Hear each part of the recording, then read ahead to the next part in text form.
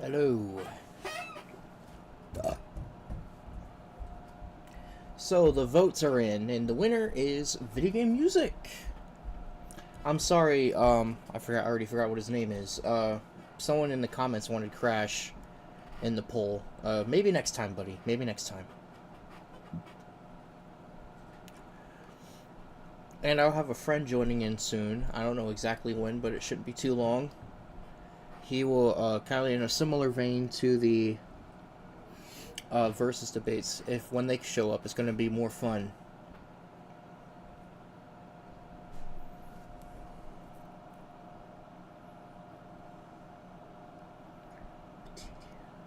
Why does it take so long?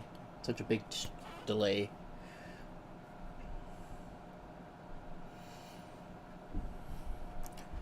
Anyway, I don't know if anyone knows. I'm trying to remember if I said this at all.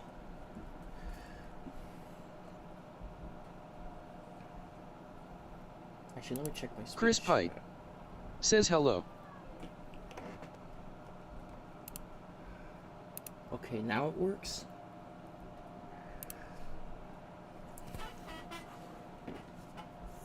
Sparking Zero comes out on the 10th, and I already pre-ordered it on Steam. My channel is going to be heavily focused on that game once it comes out. And in fact, next week, for my standard streams, I'm probably going to be playing Tenkaichi 3 just to sort of anticipate, like prepare for it, so I'm ready to transition. And I've been looking forward to this game for over a year now. And it's probably going to become like the main game of the channel for a while.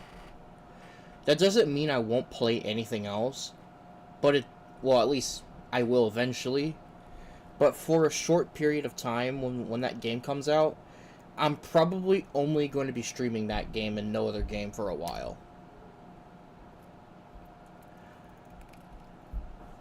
So I just want to make sure people understand that. Get a heads up for that. It's all going to be about Sparking Zero when it comes out.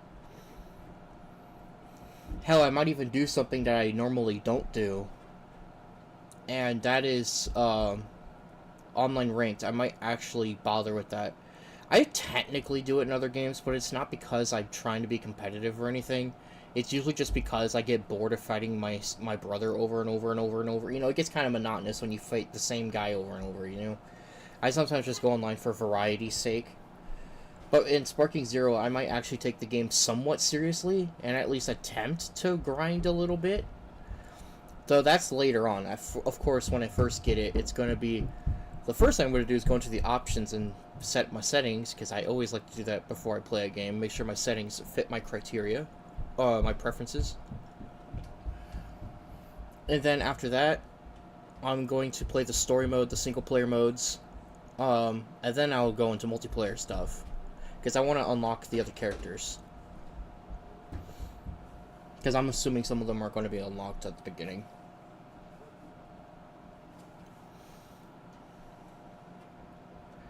Chris Pite says the Silent Hill 2 remake is out and the OST is very faithful to the original from what I've heard.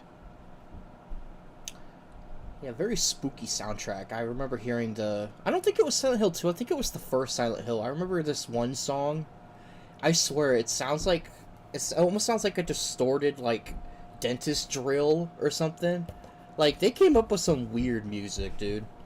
I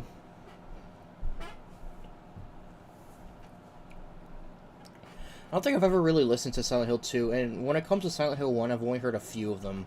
I haven't heard the whole OST. Mainly just because it has some notable songs in it that people bring up.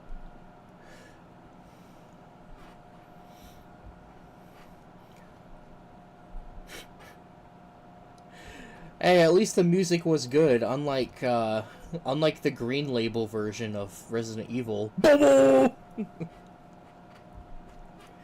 If you know, you know.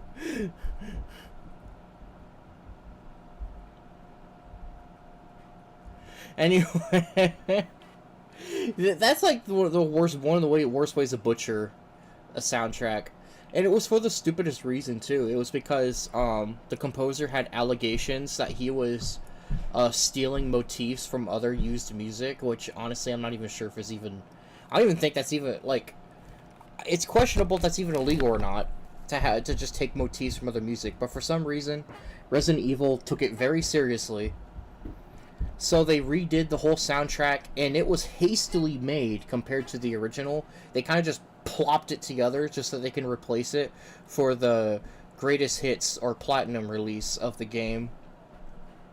And it's horrible. The new music is shit. Some songs are serviceable, but like then you have songs like The Basement, which has become a meme song. You know you fucked up when your song becomes a meme.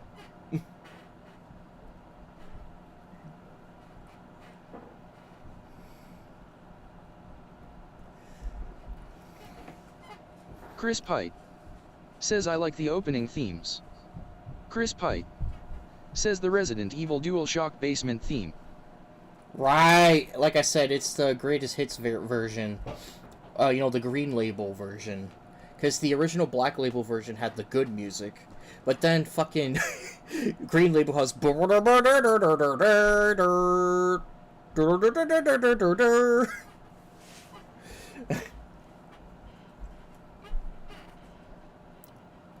Like, I swear, it sounds like a joke. It's like, oh yes, that's so scary. A cacophony of fucking trumpet noises, so terrifying.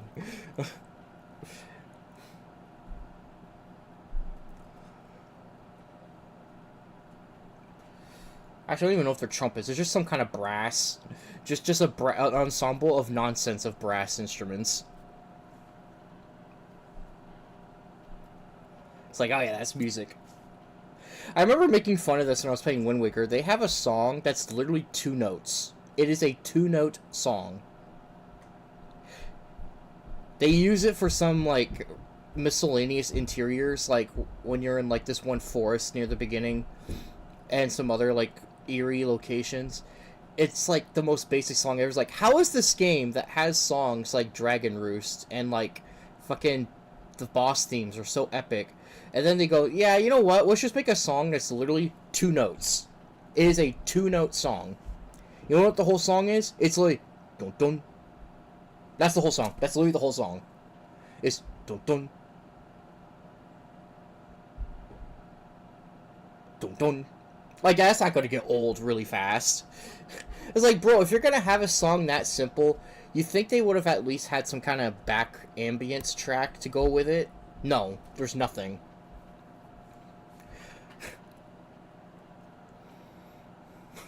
It's like, oh yes, Nintendo, striving for excellence, are we?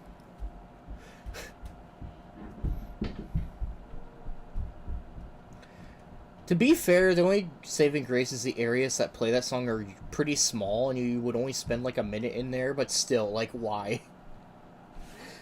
Chris Pite says, did you know the Silent Hill games have openings BTW? Yes, openings like you see in anime, music, and everything. A lot of games do. I didn't know about Silent Hill, but I do remember, I kind of remember the Silent Hill main theme. It's, like, it almost sounds like a mixture of, I don't know why, but, like, when I listen to the intro to, Silent Hill, it gives me, like, Godfather vibes. Like, it has this sort of Mafia-esque sound to it, but it also has a sort of air of depression to it, too. I don't know if it's just me, but, like, does anyone else kind of think of, like, gangsters when they hear that?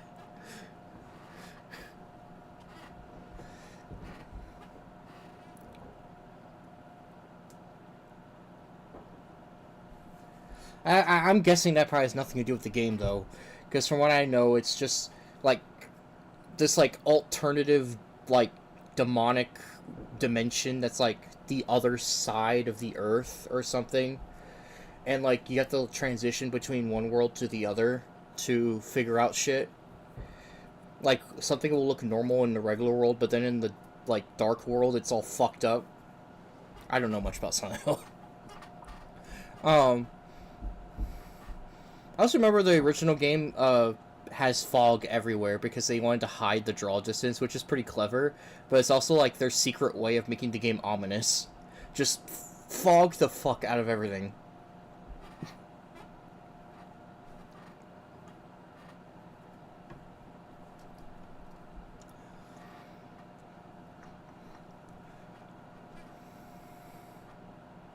I can tell you a couple soundtracks I've heard recently that I like a lot. The Rayman 2 soundtrack was bop. That was a bop. I liked that one. Wario World was good too, but to be expected, every fucking Wario game has good music. You'd be hard-pressed to find a Wario game that doesn't have good music. Even the one on Virtual Boy has decent music. Yeah, I said that. Chris Pite says, "Ah yes, the Silent Hill Mafia, the quote, look how they massacred my boy fits though, considering some of the later titles." So there is a sort of Mafia vibe to the game.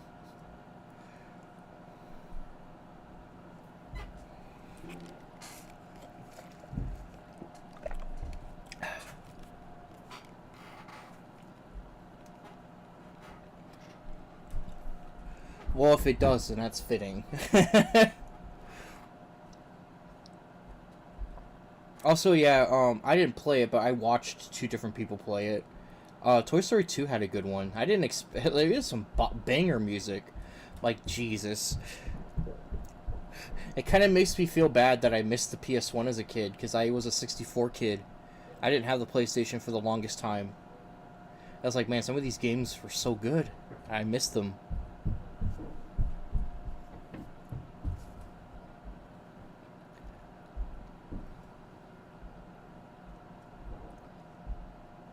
Another great soundtrack is Gex 3 on the PlayStation specifically. The N64 version's good too, but it's a little bit watered down in comparison. That one is still a soundtrack I will still defend as really good because of the concept of the game that like every level takes place in a completely different setting. They based off of many different types of media. They actually went through the effort of making music that fits each channel like perfectly. So because of the diverse level set, it also means the music in Gex is very diverse. It goes over many genres. Like practically every song in the game sounds just like almost every single song in the game is a completely different genre from each other. And honestly, that's really cool. I don't see too many games where they go out of their way to change the fucking genre of the music for like half the songs. Like level 1 is like this like demented Christmas music. Pike Yeah, that's basically says, what "No, it is. I just mean the later games suck and it ruined the series." Oh. Wasn't the only ones I heard that were good were the first two? Because I hear people talk about 1 and 2, but I had never heard anyone bring up the other ones. Then the second level has like this mysterious detective music. And then like the third level is like Egyptian. And then like the next level has this like remixed version of the national anthem. Yes, really. It's like their own version of the national anthem. And then after that they have like a western song, very very cowboy like. And then after that they have a very pirate shanty kind of music. And then like after that they have gangster music. Yeah, they literally have music that sounds mafia as fuck. Like it's so fucking gangster. And then after that it's a little bit more loose, but since it's supposed to be based off superheroes, they made it like very jazzy. It's like a jazzy song, but it has like a lot of punch, pow in it. They kind of give that like old school jazzy superhero sound to it. It works. So yeah, every single level just totally switches the genre up. And then the boss theme, which is reused for every boss, is just like rock. It's just flat out rock music. With a little bit of other stuff mixed in, but it's mainly rock. The only songs that kind of blend in a bit with the other music is probably the hub worlds, but to be fair, who really cares about the music in hub worlds?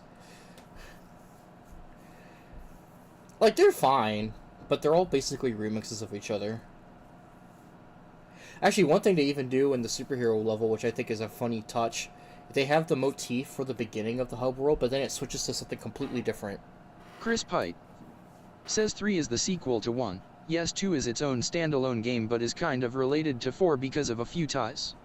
3 is great, Oh, though great. I'm It has pretty sure a it has the confusing... best graphics out of the PS2 Silent Hill games. Oh, great. It has a confusing timeline. That's great. I forgot. Oh, yeah, I had somehow missed 2 Chris levels. How Pite did I miss... says I've heard Silent Hill Downpour isn't bad and it's mainly just the soundtrack and the enemy designs. I somehow missed, like, 3 levels when I was talking about the levels. One of them is, like, a mythology level, so it has this kind of... How do I even cover... I don't even know how to describe the Mythology Channel's music. Like, what genre is that? It's, like, Greek or something? I don't know. But it's, like, very foreign sounding. Then there's the, a fairy tale level where everything has this, like, cheerful, happy shit music. Like, it's, like, the most lighthearted song in the game. And then there's an anime channel. Yeah, there's an anime channel in that game. That game is very progressive. And it literally, like, that song, I kid you not, it sounds like an 80s anime intro. It's not literally one, but it sounds like it would be one. And if I remember correctly, someone even told me once that there's a very small part of the music that sounds like a motif. There's like a specific part that sounds creepily similar to a part of a song from a Sailor Moon intro. And if that's true, then that's pretty funny that they reference that. Like, it's so similar that I feel like they were actually inspired by it.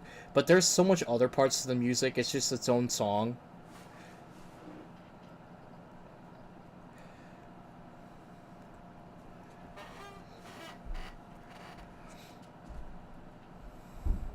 Good game. It's a good game and it has a good OST.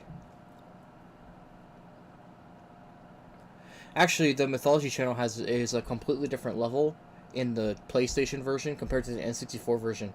Because the N64 version has this, like, very Greek-sounding music or Roman music. I don't even know what to call it. It's like some Roman or Greek kind of music.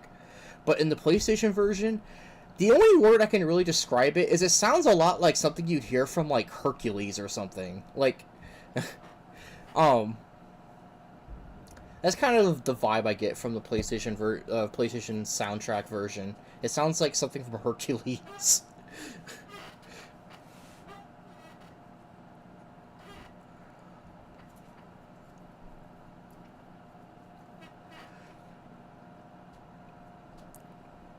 I kind of always got inspired from games like that. I also liked Glover's soundtrack, even though a lot of people I've talked to have mixed opinions. Some people I know like it, and then there's some other friends I know who just don't really see what I see. I don't know. I think it's a groovy soundtrack. And it also does a very minor trick that some people might not think is much, but I used to do it for my music. If you want to extend the length of a song, but you can't think of a brand new rhythm for parts of it, do what Glover does. Just turn off some of the channels, and it will sound different. It works. It works surprisingly well if you have a complex enough song. Just turn off some of the channels, let it play for a little bit, and then re-add in the channels. Or, and whenever you re-add the channels, that's when you could change something about it to make the rhythm a little different. I used to use that technique a lot in my RPG back then, my old Metal Light Wars game. Just extend the song by adding new ones or muting other sound channels so that certain instruments stop playing at points, and it just kind of helps artificially extend the song. And in some cases, even nowadays, I sometimes can get away with that trick sometimes, because it actually is pretty... sometimes it actually still sounds good, even when you remove a channel. It gives a different flair to the song, while still keeping the song good. I even know some AAA, or some big studios out there, like Bandai and Sega, you know, those people who make crazy music, dude. Even they sometimes do that. They'll sometimes have a part of the song where they just kind of tone it down and take some of the channels out to mellow it out. It works. Works wonders. And some people might see that as lazy, but fuck it. I don't give a shit. If it works, it works. And Glover does that a lot for its remixes. Chris Pike I also do... says I wonder why the JCS don't get much viewers. Like I'm basically the only one. I don't know if it's because the topics are not what people want, or if the time of day is not what people want. It's weird, though, because there's people in my polls that respond to my polls, and there's even guys who comment on my polls, which shows that people want to watch it. I don't know if it's because they want to, I don't know if it's because some of the people who watch it don't want to be in the chat for some reason. I know there's people like that. There's probably people who just want to hear it, but not interact with it. And if that's true, then, cool. I just wish I had more people in chat, though. Because there was a guy who wanted Crash to win the poll, but Crash didn't win the poll. Crash got second place behind video game music. So, better luck next time, buddy.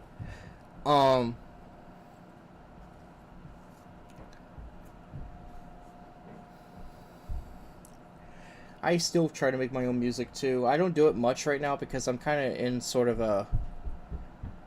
My progress on game development's been a bit slow lately. I've been getting really distracted with other things right now, and trying to maintain my channel is kind of slowing the game down even more. Also it's partially just me procrastinating. Like, I need to, like, get back to that game, and I have to, like, finish the code, because, I can start adding more music to it once I get to a further point.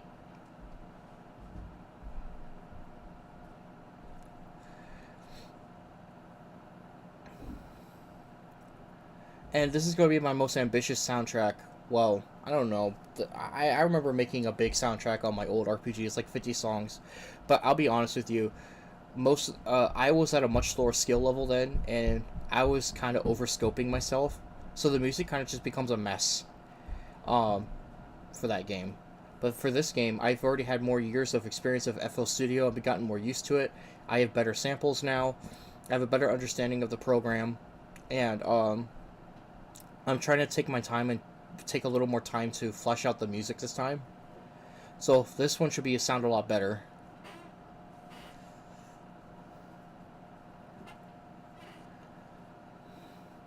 No, I never uploaded the soundtrack to the original RPG. I thought about it many times, but I don't know if people really want to listen to it because, like I said, the quality of it is kind of all over the place. Like, some songs are alright. Some are just meh. Like, a lot of them are just meh, and a few of them are okay. I don't even know if I can even call any of them good. It's hard to say. Maybe some people will say they're good, but maybe it's just because I have imposter syndrome, but I don't know. I haven't really looked back at many of the songs of Metalite and thought any of them were really stand out. Like, some are okay. Like, there's a few I find decent at best. And then there's a few of them that I actually hate. But because I wanted to move on to other projects and not just be stuck on the same project forever, I just gave up on it. It's like, yeah, you know what, fuck it, I'm just going to keep the soundtrack as is, even if there's a few of them I don't like. It's like, I want to actually move on, have other projects. Because that other project took me like 3 years.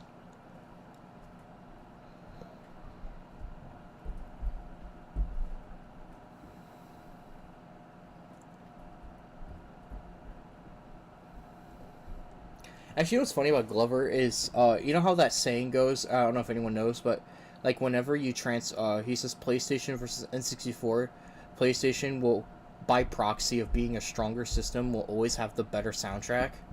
I argue that's not true for Glover because, the PS1 and Windows 95 version of Glover used the original unedited MIDIs made by the original composer, which they sound okay, but honestly a lot of the songs in that game are really short and repetitive and don't really have much progression to anything.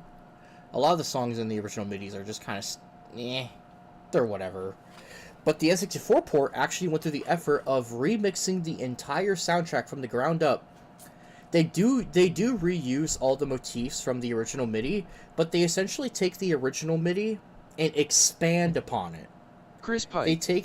They like extend it. Unrelated and not video game music, but the creator of Akira made another manga called Domo, and it received a soundtrack for some reason. Maybe it was also supposed to have a movie. Wait, a soundtrack to a manga? That is weird. That is pretty weird. I know for like TV shows and like anime and like movies and stuff, it's pretty commonplace to see soundtracks come out with alongside them. It happens a lot. But manga? That's weird because that's a written format. This not even audio. Um yeah, interesting. To be fair, I also kind of did something weird too because I technically released my Jared Cart mods soundtrack before I even finished the game. In fact, technically the game still isn't 100% done. The newest version that people have access to is version 4 beta, which is essentially, I guess if you want to give it a nickname, it's like version 3.5. It's like, because version 4 is meant to be the penultimate release, if not the final release. And once Battle Course implementation is added, I can finish that, and it'll be version 5. That'll be the finale. That's a project I've kind of been having on a huge hiatus. I've kind of had Jared Cart just kind of stowed away in the vaults for a while. I don't know if I'm ever going to finish it. Mainly because I'm so busy with other stuff, I just don't know if I can muster up enough of a fuck to do it. Even though it's a cool mod, and I do kind of want to finish it. Because version 4 beta is... I didn't fully implement the music in at the time because I was still trying to figure out all the bugs and get the game to work. So, for the version that's available to the public, only like 3 songs from the OST... Well, okay, not 3. The menu and the title theme are there, I think. But only like the first 3 tracks even have their music changed. And like the rest of the game still has the original soundtrack. So Chris I'm like... Pite says, yeah, I think they might have been planning a movie and made music for it, but it got cancelled. Yeah, like, that's the thing, because I finished the soundtrack early, but I didn't want people to not be able to hear it, so I just uploaded the soundtrack as fuck it. And I, like, made the soundtrack briefly after I made my 16 courses, and, I decided to just post it, even though that thing's like a year old, and I still haven't actually finished the fucking game it's supposed to be a part of. So, you can listen to the full soundtrack, but only, like, 5 or 6, or only like 4 or 5 songs from it are actually used in the most recent public release. Of course, the personal build I have has more progress, but I haven't released it. But the public release, version 4 beta, has only some of the songs implemented. All the tracks are done and everything. The only thing I really have to do is, I need to, well, it's kind of a long story, but I don't think I should explain it here. But it has to do with updating code and stuff using some of the tools used to mod the game. I need to like update the tools because I need to implement some stuff I wasn't able to before, like fog, and because I wanted 2 tracks that have fog in it, and also multiple AI paths because some tracks have a split path. So I wanted to implement those, and then after that, I was I'm not going to add staff ghosts. I don't think I'm ever going to figure out how to do that. That sounds like too much of a pain. I'm just going to have the target time system work the way it does. And then just, bloat the ROM full of my music. And after that, that's done. That's literally all I had to do. That's, like, literally how close I am to done with version 4. Is I just have to update the code to enable fog and multiple AI paths. And then I have to add the music. That's it. That's it. Everything else in the game's already been done. But I for some reason I've just been procrastinating so fucking hard on it. I just couldn't be bothered. I just need I just have to wait until I get into that mood again. Like once I get back in that mood to go work on it, I'll finish it, but I haven't been in that mood for a while. Chris Pite says there's one video game track you need to listen to ASAP, the Crazy Bus menu theme. I already know what that sounds like. It's ear rape. It's like it almost reminds me of what it sounds like when you try to put you know those like old CD-ROMs for games back in the 90s? They would allow you to play the music on the disc on a CD player.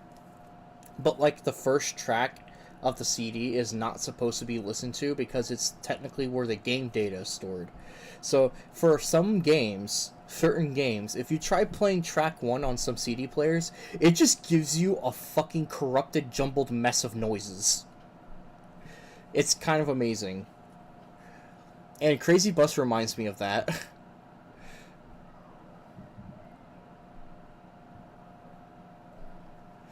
Look, for someone who's watched so many nerd episodes and catty episodes, I fucking know this shit.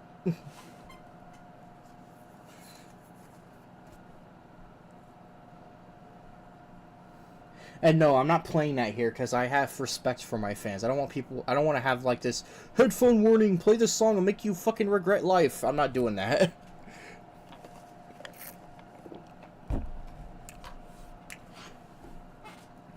But yeah, that's a perfect example of how to not make music.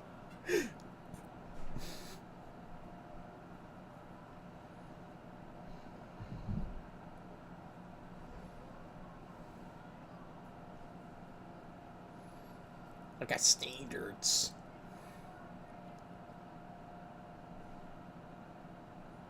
You know another series that just seems to continuously have banger music, at least for a while. I feel like nowadays it seems like it's dropped a little bit, but overall, Mario Party actually has some really good music, especially in the GameCube era. Like, holy shit, man! Like when you actually go back and listen to Fives again, it's like, man, there's some better shit in here than I remember.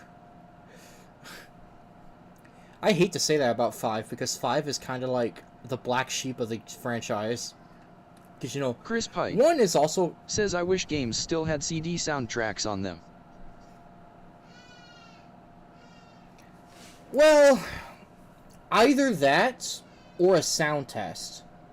Because, both kind of accomplish the same thing.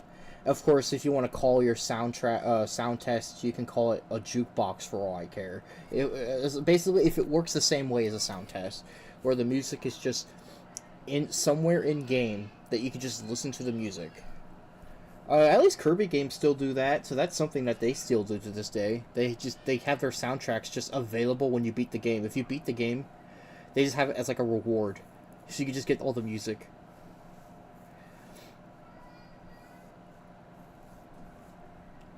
I don't know if people still do that with games nowadays. I don't know. Maybe they don't because of like how everything's digital media now.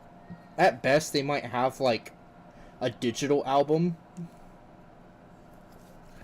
I remember back in 2007, Mario Galaxy actually came out with a soundtrack on CD, but here's the difference between that one and the in-game version.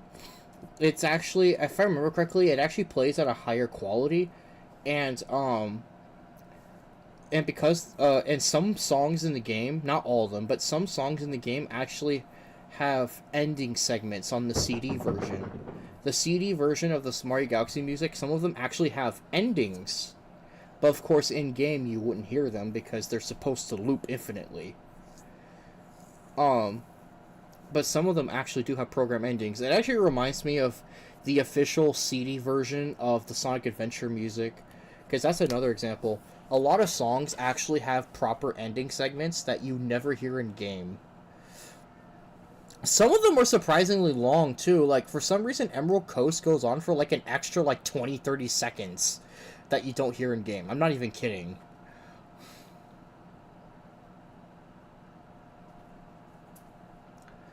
Red Hot School also has, a segment that goes on for, another, 10-15 seconds. You think that they... Because in most songs, whenever I hear the song and they have, an ending segment you don't hear in game, it's Chris usually Pike only, a few seconds says long. the Silent Hill 2 remake actually has an in-game music selection menu. An in-game... Oh, does it just have, a jukebox? Or is it, you can choose to listen to the original soundtrack or the remastered soundtrack? Pokemon style.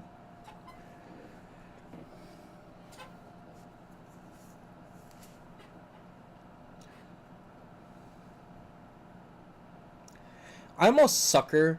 I'm going to say that right now. I'm a sucker for music that has, good, deep bass. I don't know. I'm a sucker for bass lines. I'll sometimes like a certain song that isn't even that great just because it has a sick bass line. You notice a lot of the stuff I listen to, or not always, because I like a lot of songs that don't have much bass, but still, like, it's just something that kind of, like, appeals to me in particular. You can actually tell, though, because a lot of the music I've made over the years, it's not as apparent in the first RPG, because I was kind of synth-heavy on that one, but, anyone who, or I don't know, only my friends have really heard this, but my friends who's heard my, uh, music for some of my unfinished projects I've made in the last few years, like it almost every single one of them has a bass in it. I just feel like you need bass in most music for it to work. In fact, the starting soon music you heard, I made that.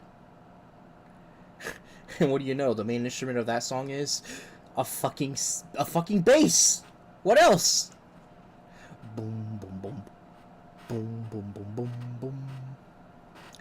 Yeah, that song that you heard on the starting soon screen, that's supposed to be that's one of the songs I'm going to use for my current RPG project. I'm hoping that if I don't procrastinate too much and I actually get my fucking ass to the grindstone, I might be able to have an alpha build ready to play in like a month or two. Hopefully.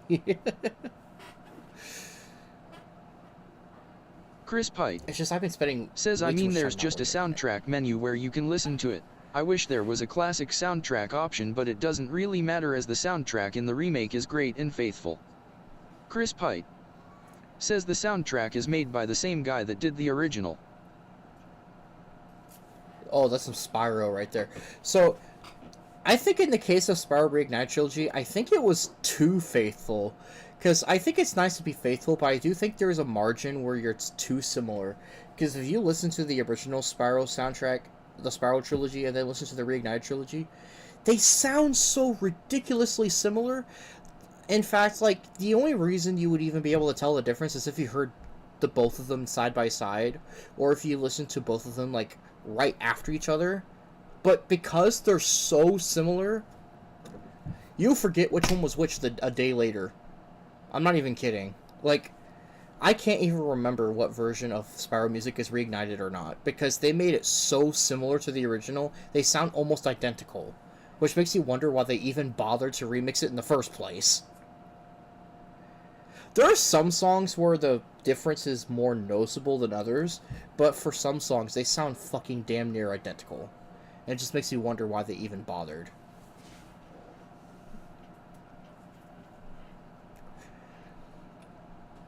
And to be fair, they were made by the same guy who did the original, Stuart Copeland. That was his name, right? He was that, like, famous drummer. He's a drummer. Yeah, Spyro's soundtrack for the first 3 games, and Reignited, and technically Enter the Dragonfly as well, were made by this famous drummer, Stuart Copeland. And it's pretty obvious because in the first 2 games in particular, especially the first game, um, there is you can tell that there's a more heavier focus on percussion over the main lead. You can tell there's like a more of a percussion focused soundtrack in the first game. But in the second and third game, I think Copeland's been stepping outside his comfort zone because he actually started adding more lead. He actually started adding more lead instruments and more complexity to the lead instruments. And not only that, Chris but his Pite percussion got even more says complex. the remake OST does have its liberties. Which one? If you're talking about Reignited, yeah, there's some songs where it sounds different enough where you could probably warrant it being a remake, but like I said, some songs sound way too similar because they're composed by the same person.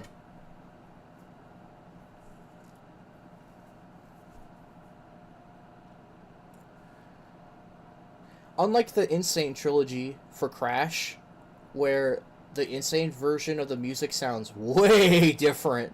Like some of them, there are a few songs where the genre is about the same and it has a similar vibe, but the instruments are very different.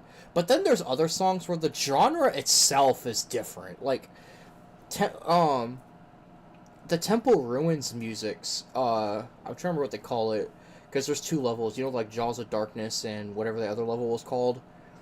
Temple Ruins, I think. Um, when you're inside the temples in Crash 1, the original song has this sort of nightmare feel-esque kind of music. It sounds like you're having a nightmare. It's like a dream-esque nightmare music. What does it sound like in Insane Trilogy? It sounds like jazz. I'm not even kidding. The remake makes it sound jazz. It's so weird. In my opinion, I think the nightmare-esque music was better.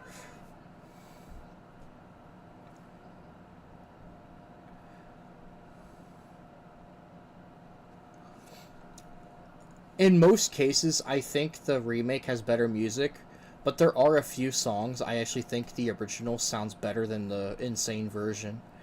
Because, for example, the jazz one, because I don't really think that level needs to sound like that. Like, they changed it from creepy to groovy, I guess.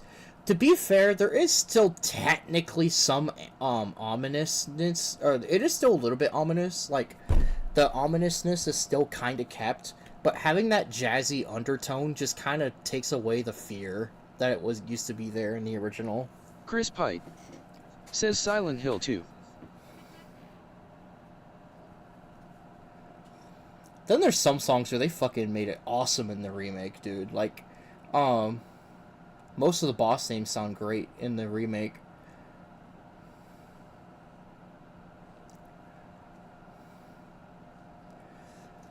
And then there's fucking Hogwild. Holy shit, dude. Hogwild, they like amped up the Looney Tunes-ness of it like to the max. Like it goes from goof.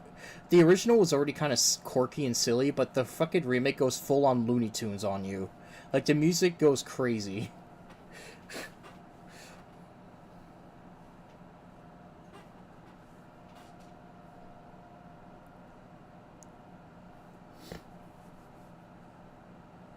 I think the one game in particular where the music is more hit or miss is probably Crash 2, because honestly, Crash 2's music in the original is so good, even compared to its other two games, that it was harder for the Insane version to top it, because Crash 1's music, I'll be honest, it's there's a few standout tracks, but a lot of the music in Crash 1 is just really whatever.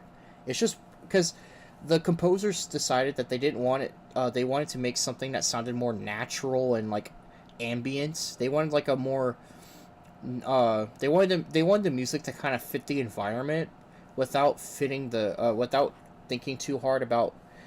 How do I put it? Like they didn't want it to sound as much like video game music, if you get what I mean. Like they wanted to make it sound more like something you naturally hear in the background.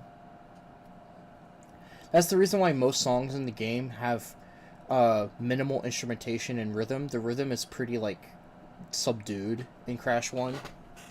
That is until you get to the boss themes, because of course they need more tension. But like, and that's until you reach the third island, because when you reach the third island, that's where Cortex is, and the third island has an industrial setting compared to the natural setting, so the music actually progressively gets more complex as you go into his castle, which is kind of a nice touch. But in Crash 2 and 3, they said fuck that, we're going back to having groovy music for our games. And Crash 2 fucking slaps in some places. 3 is good too. In fact, 3 was more ambitious than 2 because it tried a wider variety of genres. But overall, I still think it didn't quite bop as hard as 2 overall. I think the Insane Trilogy did definitely help Crash 1 and 3 more than Crash 2, because Crash 2 didn't really even need much of an upgrade. Um, that doesn't mean they still didn't make some Crash 2 songs better than the original. They did.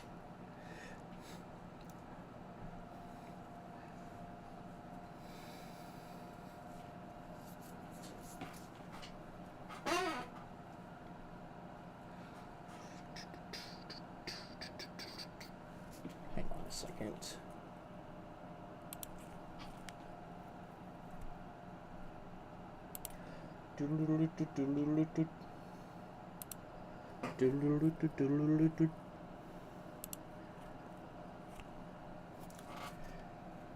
I might even start pulling up something too, if we want to talk about music.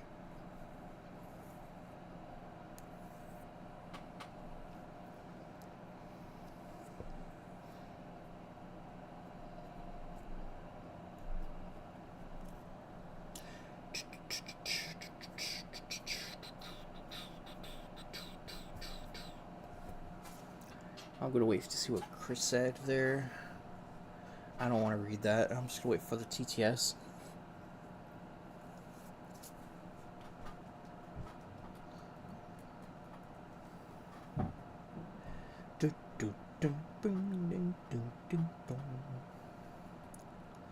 Now, that doesn't just mean I like old music only, although I do kind of have a preference for certain generation of gaming, I'll be honest. But even more modern games still have some soundtracks that slap. Like Streets of Rage 4. That soundtrack is kick-ass. I love that soundtrack. It's so good.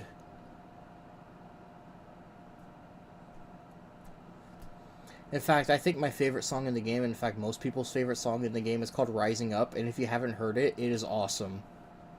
It's the music used for a certain section in Stage 9, I think.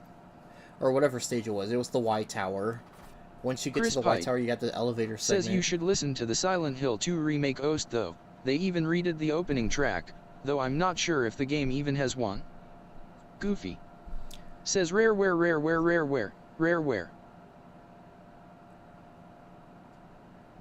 Hey, Rareware wasn't the only company that have banger music. You forget about Bandai, Sega, because, you know, Bandai fucking slaps their music, too.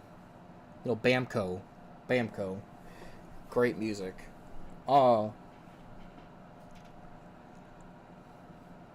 That's the problem with Rareware, though, because I was trying to make a case for how there are good modern songs, too, not just old songs, but the problem is Rareware doesn't really have anything modern. I guess, I mean, except for that, like, Everwild game that they're stuck making. But I don't even know if you even call that a Rare game.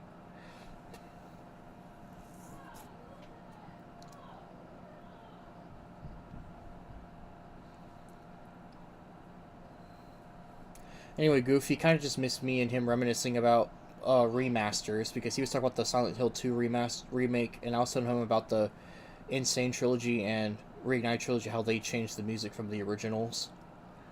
And honestly, I don't know how much you heard, but when I mentioned the Spyro one, they made it way too faithful, because I think there is a margin for making something too faithful, and I think the Spyro Reignite Trilogy is too faithful.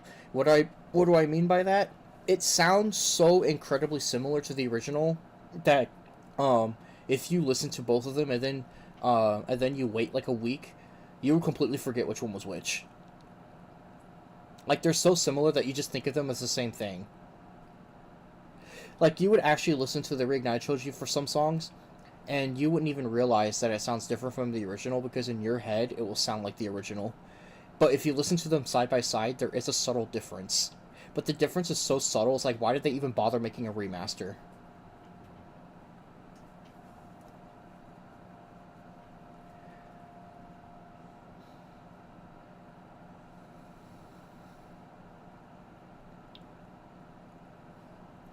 Unlike the Insane Trilogy, which sounds way different, like I mentioned. Goofy. I told Chris this. Says don't forget T. Lopez, one of the best modern video game music artists. Chris Pite.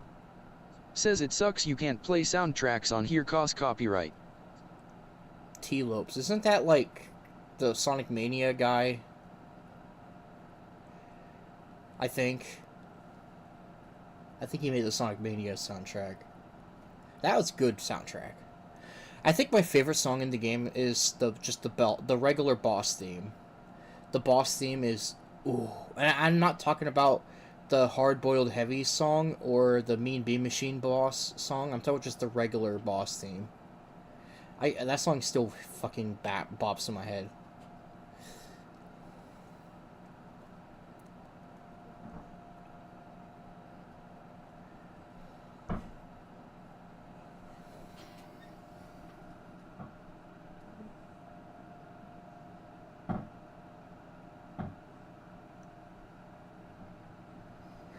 That's not necessarily true, Crisp.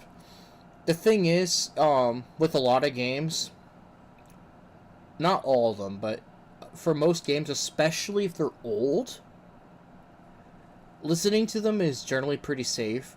Especially if it's not like especially if it's not like a super major franchise. Like, of course, if you try playing stuff from like Mario or Sonic, you're playing a bit of a risk.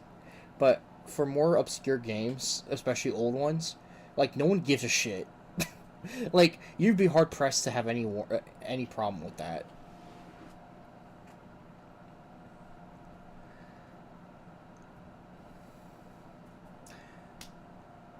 To be fair though, maybe I'm just saying that because like I listen to OSTs on YouTube all the fucking time, and of course nothing happens. I don't know how restrictive it really gets when you do it when you're live. I just know that in general it seems like the rules are pretty lenient, especially compared to other forms of media. Because I heard, because when it comes to like video games, they tend to be pretty low key about shit like that. And most songs you try to play are fine. Like I can bet you right now, I could play a song from like the Wii Hot Wheels game, and I don't think anyone would care. Because that's another game that has a good soundtrack, by the way. Is Hot Wheels Beat That? That's another good one. Even though most of it is a similar genre, it does a good job. It's some songs stand out to me.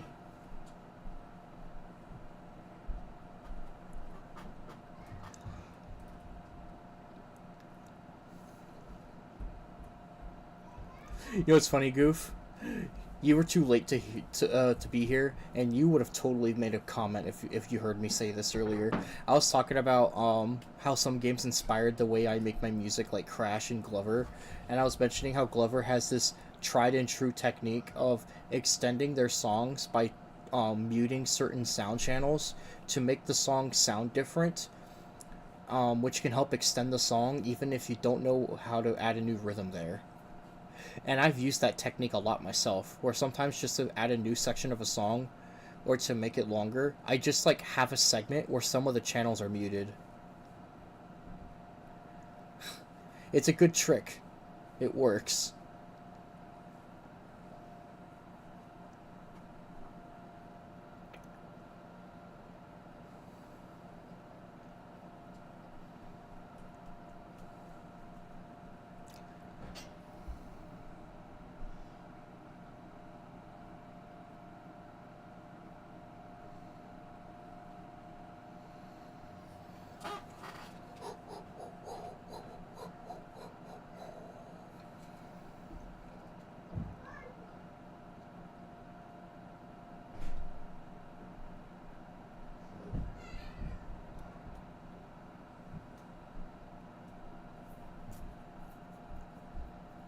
Do do do do do.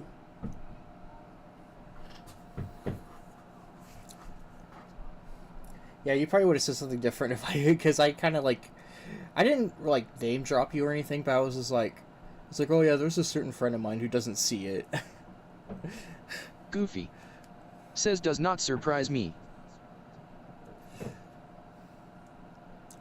Now I'm not going on like a rant about it. I was just going on to say that, um, that's a technique that game uses in its remixes. Of course, if that was all they did, then the music wouldn't be that different from the original midis. But they do a lot of actual remixing. It's just that sometimes they're able to fill in that little extra bit of duration.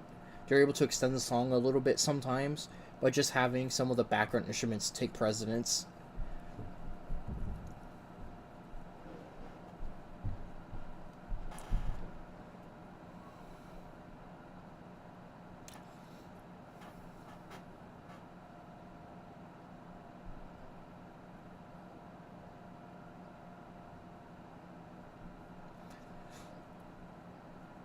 Man, I've never figured out how to do it as well as they did. There's this part in Pirates 3 where they have this sick, like, it's like this electric piano kind of thing. When I actually extracted the sound data from the game, apparently it's known as a square vibrato, but um, they have this little solo part, and it sounds so sick. And I've tried to use that sample in my songs, and I've never quite managed to make anything that sounds as cool as that part of the song does, which shows me that the composers for that game actually had some real skill, because it's really hard to make something like to make a little solo like that just sounds so sick with that instrument. Oh, it sounds so good.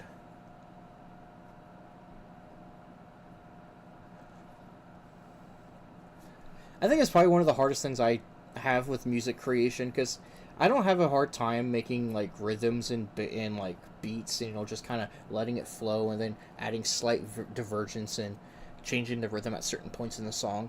But if you listen to my music, there isn't there's very rarely ever any like rhythm that's like highly complex, or the rhythm doesn't last super long. It's usually like a 4x4 measure most of the time, or like it or Chris 4x8 or something. says I 8 find by it hard 4. to talk when there's a huge delay lol. Goofy says yeah same unfortunately. I do have my stream chat open on my Discord server. If you want to go there, we can. I don't care. This is something I normally only use on just chatting streams, though. On most of my other streams, I tend not to use that channel. But on just chatting, I think it makes sense to have it enabled.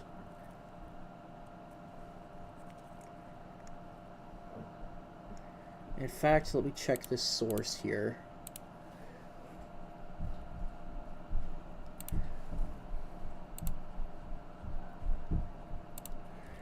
There we go. I updated the audio source for Discord.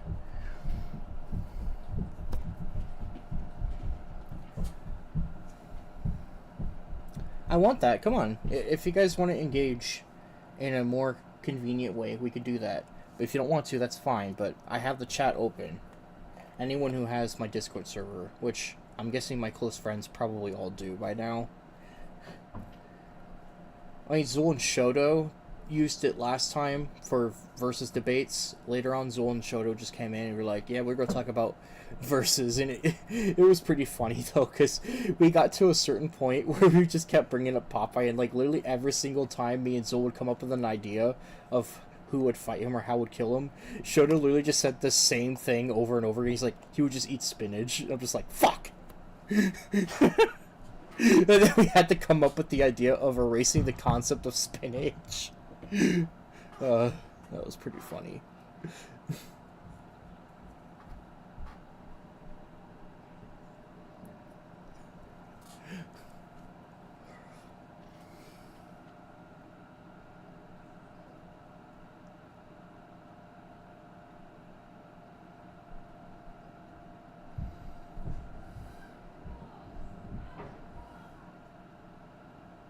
It's fine, Chris.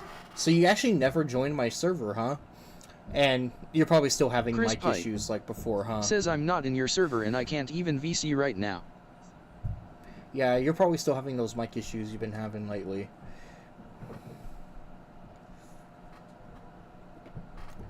And knowing Goof, he's probably way too busy for that. Also, I noticed you changed your profile pic. You think I haven't noticed? It kind of surprised me last night. I'm like, wait, that looks different. When I looked at it, I'm like, what in the fuck is that? It looks so weird.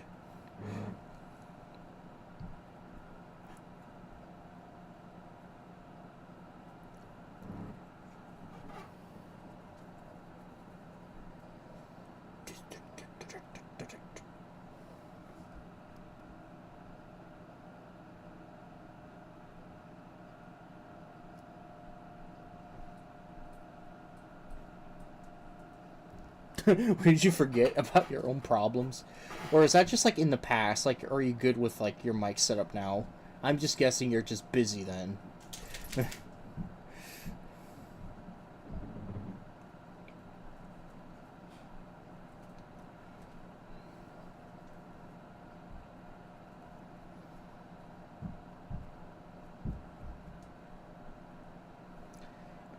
I have technically had music in streams before, because there were a couple times back then where, back when I was actually creating my courses for Jared Cart, I used to stream creation of some of them, because I knew that the Overcart server would show up. I miss doing Overcart streams, because whenever I did an Overcart stream, I was, like, guaranteed to have several people in my chat. Like, because there's a few regulars there that know me, and we're, like, good friends in the Overcart Discord server. So, like, pretty much any time I tell them I'm doing something, they will try to show up if they can. And, like, they're always there for me. It's like, oh, I can always rely on... I mean, Zul didn't always show up, but he sometimes did back then, at least. Litronon would show up almost every single time without fail. Triclon would show up sometimes. Dead Hamster would show up a lot. Chris Pite says what mic issues? Chris Pite says oh yeah. Chris Pite says but yeah I never joined because I never got invited. I mean, I don't know if you care enough but because like, unless this channel doesn't even really get used much for anything. Like, I kind of just have what does that say there? I just have a general chat, a sort of, I don't even think I should even have that channel anymore. I have this like VIP thing for like patrons, which I'd never use. And then I just have a general chat and a stream chat, and that's it. That's like literally my whole channel. Is literally just a general chat, a channel that I probably won't even use anymore, a general voice chat, and a stream voice chat. That's it. And barely anyone's even in this server.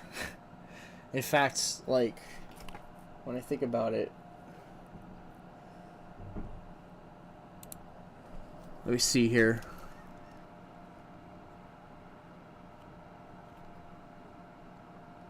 Yeah, so basically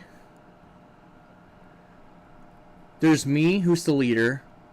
There's Goofy, Mexilag, and MT Zool, which are part of my stream police.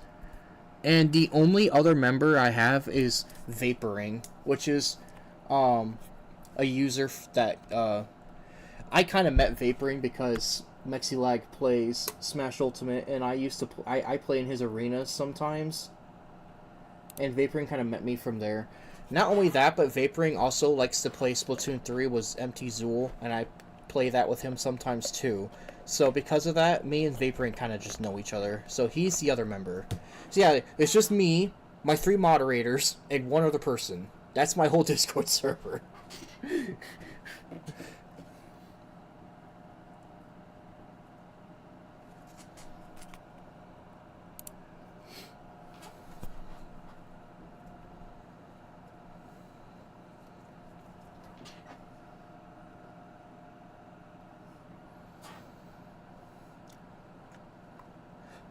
It'd be so funny if someone just did Dream Police, but it said Stream Police. It's the Stream Police.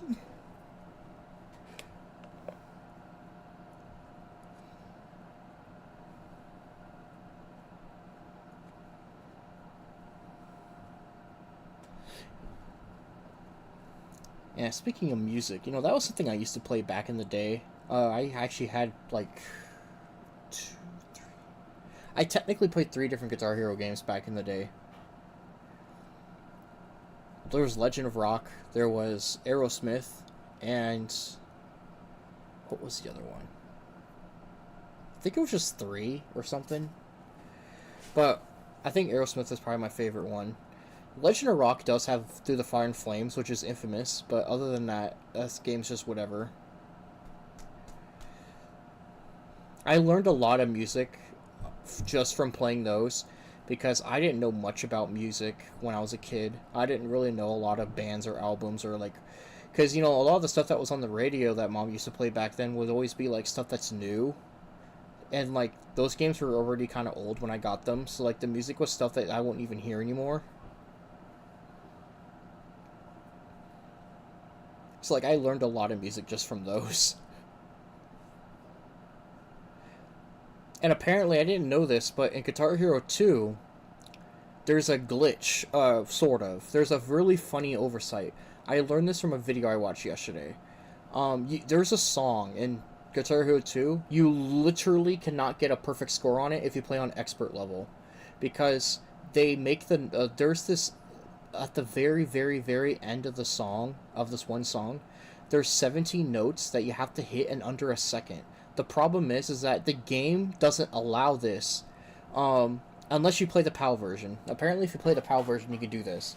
But if you play any other version of Guitar Hero 2, that song is impossible to get a 100% score in on Expert, because the game has a strum limit. The game only allows up to 15 notes per second. But that last segment is 17 notes in a second. So even if you did time it, the game literally can't process them. So you fail 2 notes, no matter what. This limit was removed in future Guitar Hero games, which is good. But it had that limit in the second game, apparently. I'm like, dude, how do you even make a mistake like that? Like programmers doesn't even know what their programming is.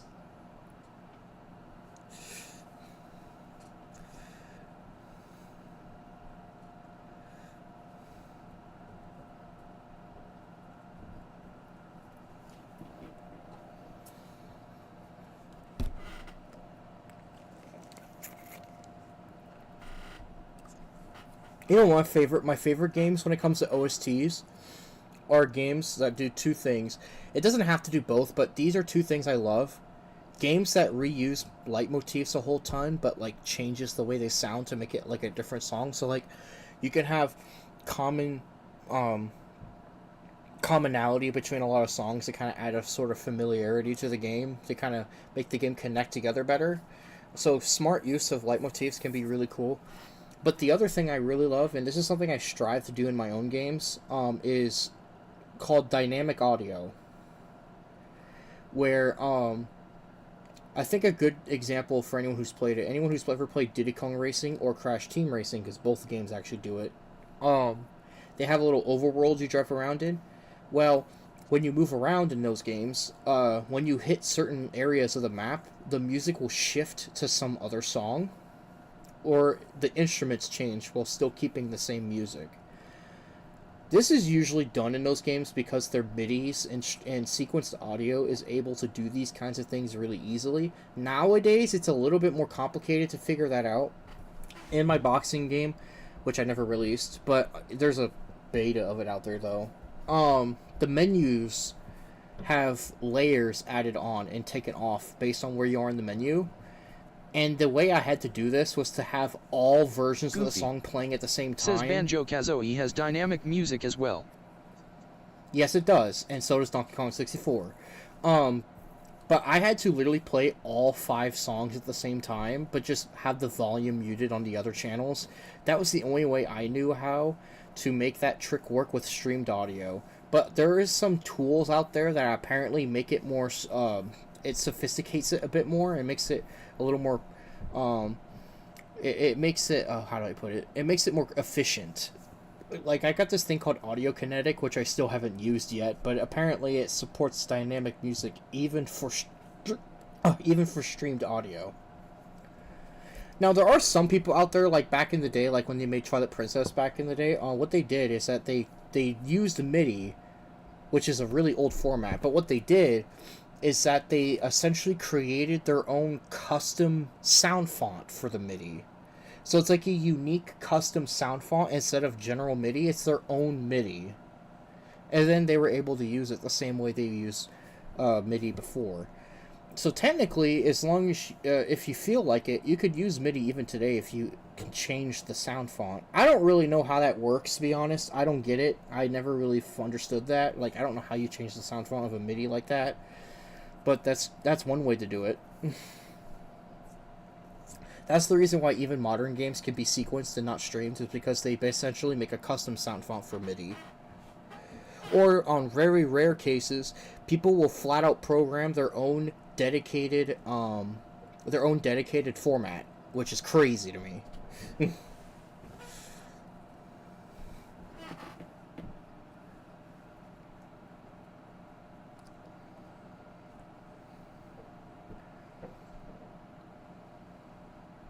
I kind of miss when everything was sequenced, because honestly, sequenced music is so clever and intelligent. Like, it allows you to do so much flexibility, and you can like add commands and events to like your music, stuff that you didn't really want you to do. For like, streamed audio was not made that way, you know. Like, it's just like a preset file, like it was an MP3 or a WAV. Says there was a Sega Genesis Akira prototype game, and I'm pretty sure the soundtrack was a remade version of the movie's soundtrack. You know, actually, I don't know if you ever heard it before, but it's actually a pretty good remix of... On the Genesis, they actually have a game based off the Michael Jackson Moonwalker movie.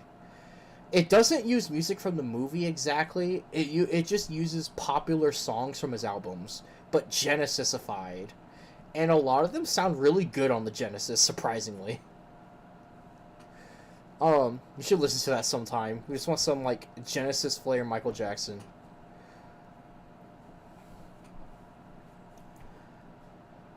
I never looked into this. Maybe TCRF knows, but according to the nerd, some versions of the game have the Thriller music, while other versions got it replaced with another song.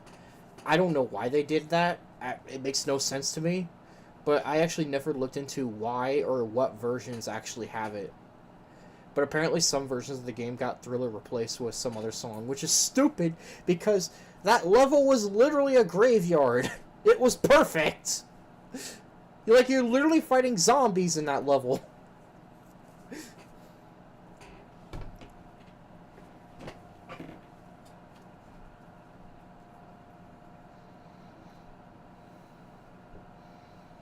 Oh, and by the way, the like Mecha Jackson, like the robot Jackson from the movie, is in the game too.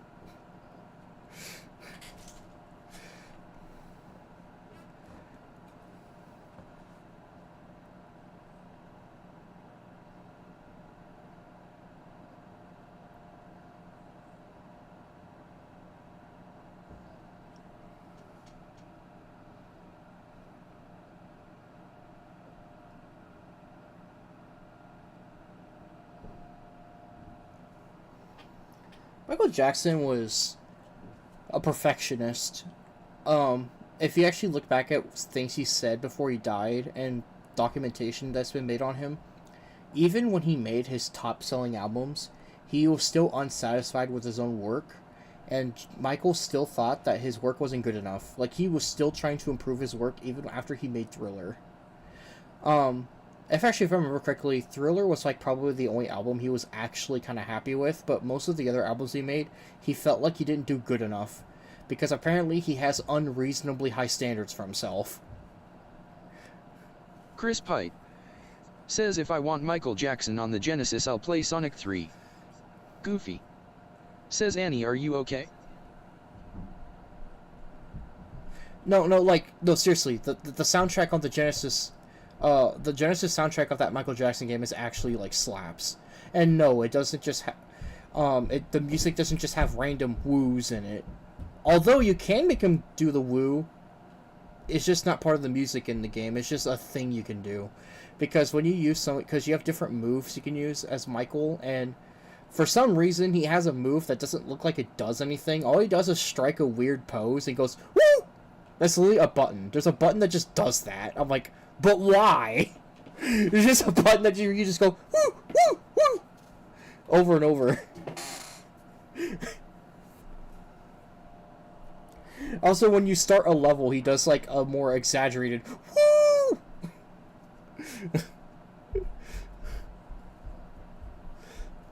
It's funny.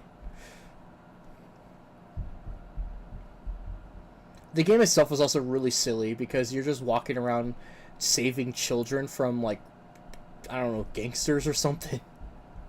And each level of the game plays a different popular song from his albums. Like, if I remember correctly, the very first level of the game plays Smooth Criminal. That's a good one. One of the levels does Billie Jean. I don't actually... Wait, what's Smooth Criminal, the Andy, You're Okay? Isn't that the one? Anyway, of course, there's a lot of his songs that weren't in the game because the game is pretty short, so they couldn't fit that many of them. But some of the classics that he has are in there.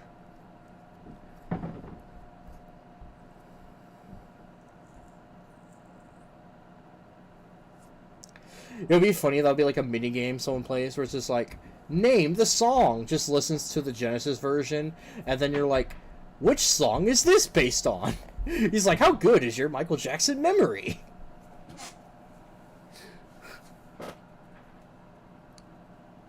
Goofy says BTW, underrated game, brutal legend, stars fucking Jack Black and Ozzy and plays out like an M-rated DreamWorks movie. Chris Pite says speaking of Michael Jackson, did you know he liked anime, including Akira? I think so. He also really likes Sonic. He even owned Sonic plushies. Like, there's actually screenshots of that. Also, he had a monkey, a pet monkey named Bubbles. Does that sound familiar to you? He should. Well, at least Chris should find it. Um, Goofy, I'm not so sure if he knows what I'm talking about.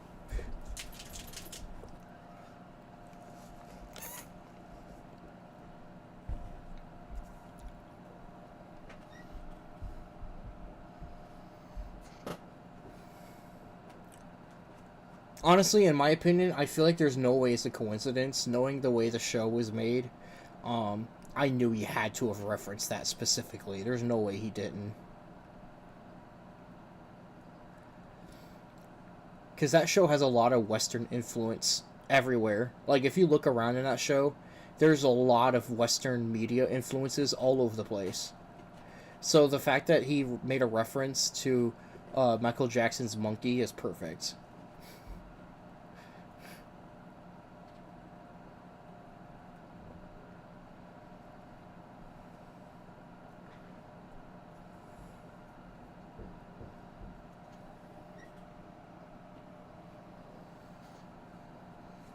Do, do, do, do, do, do, do, do, do.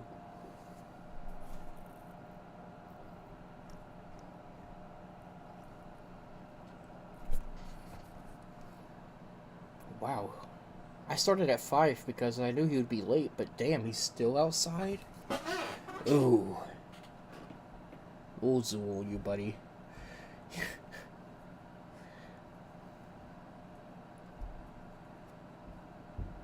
Chris Pite says I knew about Michael Jackson Pet Monkey before watching Dragon Ball. Goofy says should have been named AIAILOL.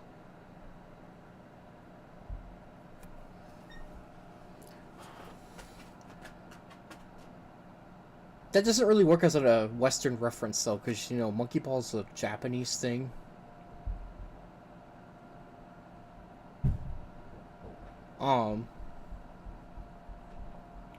But yeah, no, they literally named King Kai's monkey Bubbles on purpose. They knew what they were doing. They knew what they were doing. But, like, there's Western references in Dragon Ball literally everywhere. Like, most people who are watching the show casually probably won't notice a lot of it, because a lot of it is really subtle and easy to miss. But for people like me, who's rewatched the show like a dozen times, you notice all these things.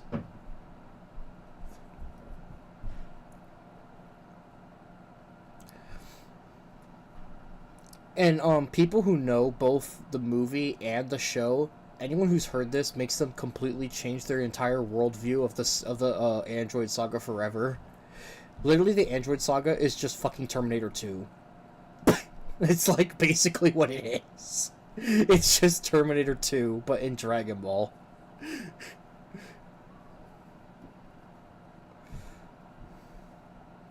Of course, they change things and take liberties, but, like, the story has, like, all the same fucking points.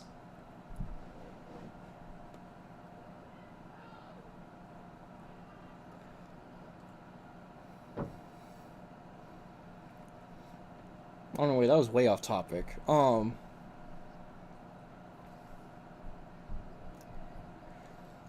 That was always something that was pretty funny back in the old days. I don't know how often it is now, but to have video games just based off of, like, actual bands. So they just basically just have an excuse to use their music in the game. Like, they had this fucking game called, like, Revolution or something, where this one band literally, like, saves the world with their music. I'm like, what the fuck?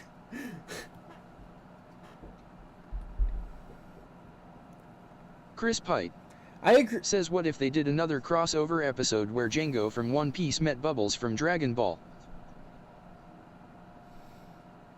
Oh my god.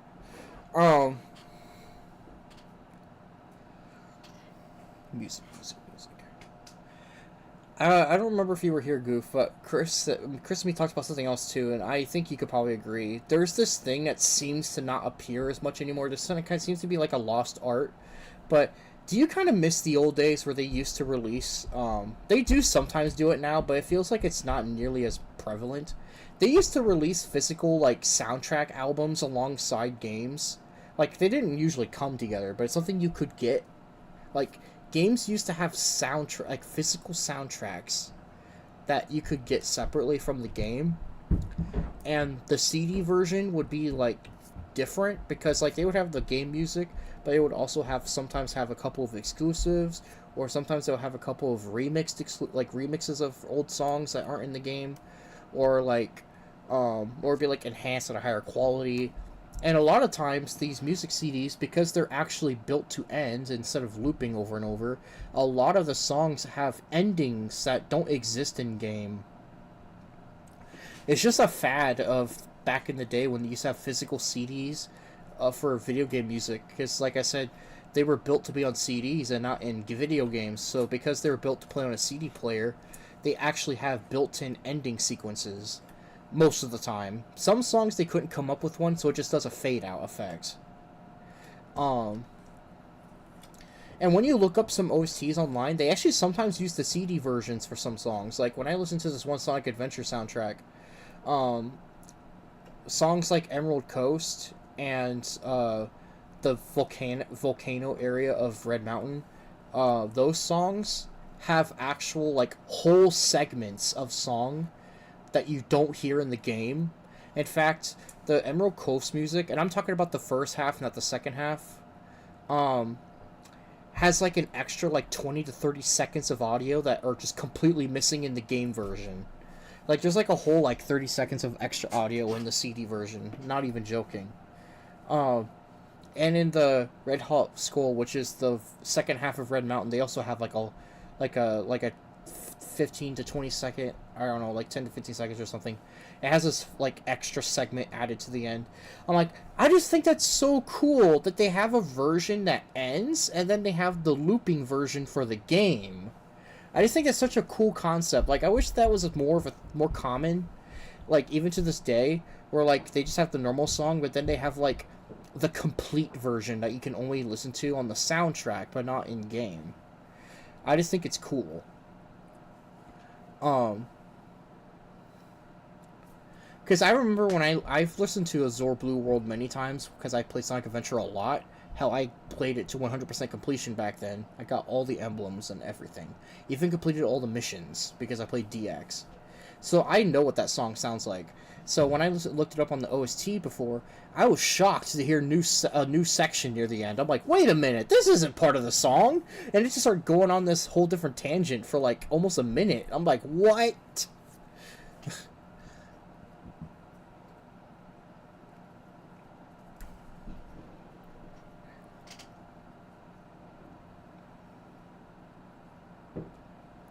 But that kind of thing just doesn't seem to exist that much now. Like, a lot of games don't like to come out with physical media anymore. Especially since everything's trying to be digital now. Usually they'll just have, like, a sound test or a jukebox within the game itself, which is cool, but it's not quite the same as having, like, an actual soundtrack that's separate from the game soundtrack. It's just the in-game soundtrack, but you get somewhere to listen to it. And it's like, even if they do release albums now, it's like digital releases, which is still nice, I guess, but it just seems like a lost art. Hell, there's something Sega used to do during the 90s that was so cool. I kind of wish they still did it now. They had this thing back in the day called Sega Tunes. What was Sega Tunes? Well, Sega Tunes, basically what they did is they make their own custom, music albums that basically take a certain game. I think Sonic even has some, but Sonic has some other popular Sega games have some, even Vector Man has one. The Sega Tunes version, it's not the normal music at all. They don't play the regular game music. Instead, they're completely custom created remixes of the game music. But instead of sounding like it came from like a... Says unrelated, but there was an Akira NES game only released in Japan that was like a text RPG. A cancelled Sega Genesis prototype which was basically a bunch of different games in one. Yes, I'm not kidding. Chris Pite says, and guess what the final game was? A pinball game for the PS2. Okay, we're not talking about Akira right now, buddy. But Sega Tunes would basically make their own, specifically create their own remixes. And unlike the games that they come from, They don't sound like they came from a 16-bit console. They're full CD quality remixes. So, like, they literally sound like the kind of shit you could put in your car and listen to on the radio. Like, it's like actual full CD quality music. It sounds so much better than the games they come from. And the Vector Man one had like 4 or 5, no, it had like, I forget how many songs it had, like 6 or 7 songs or something. So they have the main theme, which actually remixes some motifs from multiple levels, but it's like this one long ass song. It's like 4 minutes or some shit. It's awesome. Then they have like a few remixes of specific level themes, but there's just so much more to it than the original. It's almost like a different song. And honestly, I'm not sure why I haven't looked at more Sega Tunes music, because I've only looked at Vector Man's. I just know that other ones exist, because they have some Sonic games that have Sega Tune variants, where they just basically, like I said, they just made their own proprietary remixed soundtracks. I'm like, bro, imagine if they still did that shit now. Like, imagine game developers who just, like, make the game soundtrack, but then, like, some point later on, they make their own remixes for their own music and release it as its own album.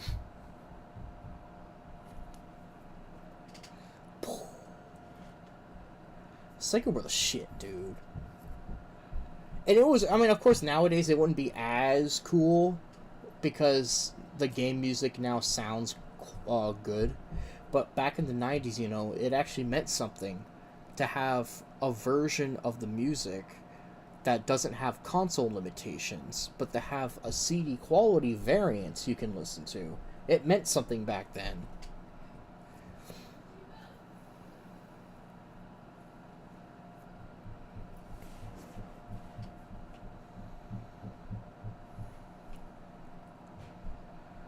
Again, I remember when I got Mario Galaxy, I actually happened to get one of the special copies, because if you didn't know this, they had a limited release of Mario Galaxy when it first came out, where you can get the official soundtrack bundled with the game. I still have that soundtrack CD to this day. It doesn't really do anything much different from the game soundtrack. It's basically just the game soundtrack, but instead it's specifically made to loop 2 times and then fade out. I think most songs, I don't even think they actually added, the majority of the music on the soundtrack, they didn't come up with anything, like, special for endings or anything. Most of the music just kind of keeps going and then fades out. Or sometimes, if it, the music has a loop point, which actually, how do I explain it? Some songs actually just kind of cut off quickly, which actually sounds okay for some of them. But then there's other ones where it just doesn't really transition well that way, so they just fade it out. That's like literally all they did for Mario Galaxy's soundtrack. But still, having a game get bundled with its own soundtrack you can play on a CD player is sick. I just like the concept. It's cool that they did that.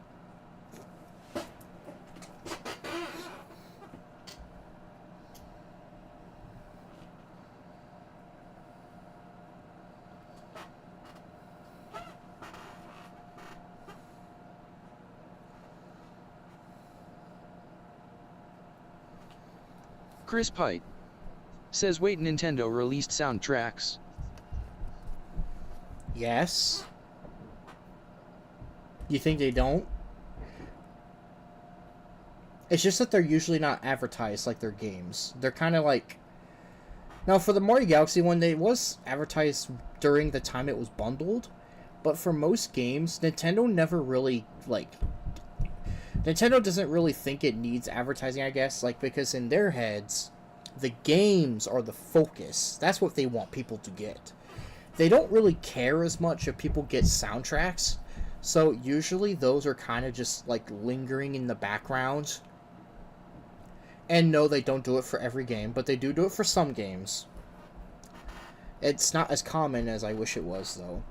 But they have done it a few times in the past, where they have a soundtrack for a game sometimes. But it's usually something really low-key, and it's usually something that you would easily miss if you weren't looking for it.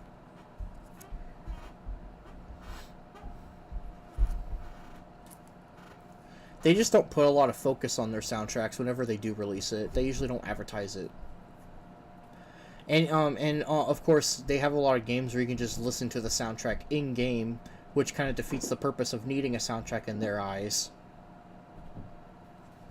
And I feel like the only reason they even advertised Mario Galaxies was because Nintendo was so fucking proud of Galaxy's soundtrack, because technically Mario Galaxy was the very first time ever that Nintendo stopped making their music digitally and instead hired an actual band to do the music.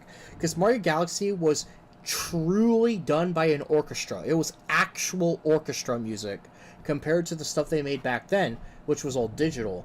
So Nintendo were like, they were very big-headed about that game. Like, when they were like, oh my god, guys, look, this game has orchestrated music. Whoa! It's like that.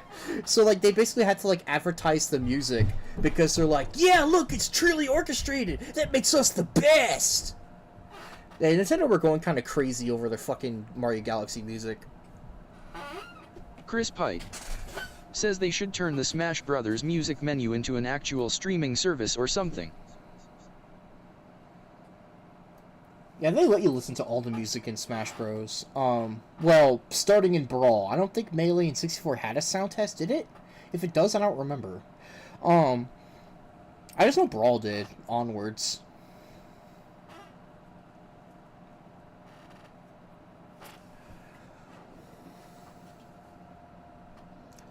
Again, 64 and Melee are by far the two Smash games I've looked at the least, so I often forget what's even on the fucking menus.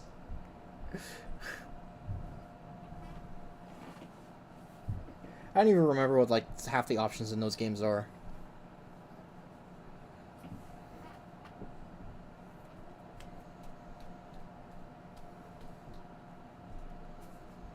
Honestly, Smash Bros. Is kind of crazy.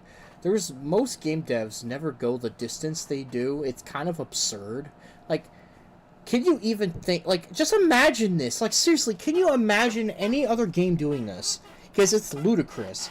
Ultimate has over 1,000 songs. Over 1,000! Like, holy mother of fuck. Who does that? Like, no one ever does that. That's crazy. Like, a couple hundred of them are just reused from older Smash games, but still, what the hell?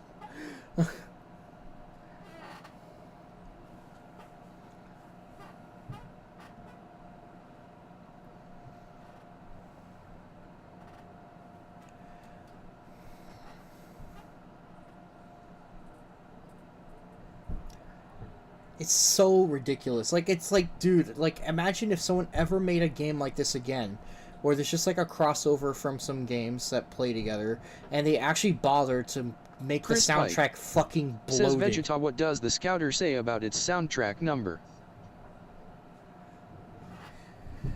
Unfortunately, it's not close to 9,000, though it is more than 1,006.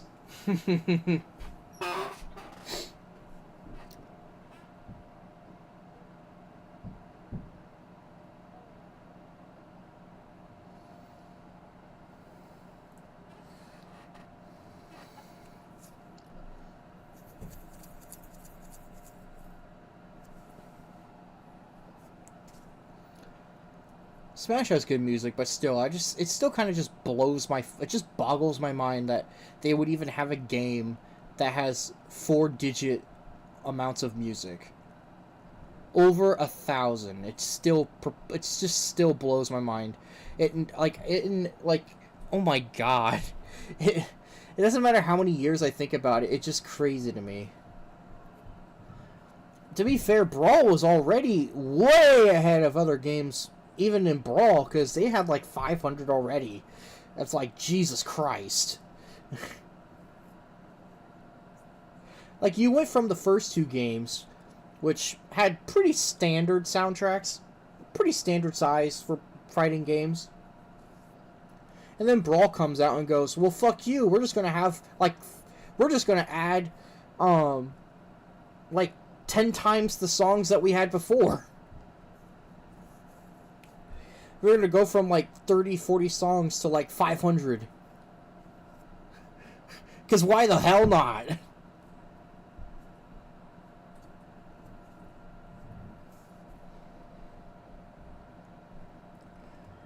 Most games I've played, like, a lot of them don't even breach 100. And even ones that do, I'm hard pressed to even find a games that have over 200. It's usually under 200 for the majority of games. But Smash is like, nah, we got like over 5 times that. If there is a game out there that has over 200 songs, then maybe I could hear about it, because I never hear about games with soundtracks that big. I just don't, it's just practically unheard of.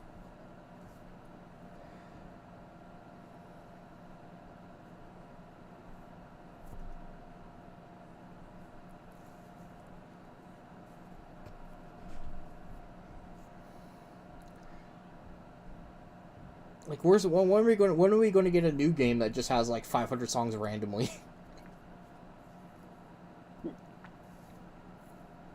And no, I'm not going to count Clone Hero. That's cheating.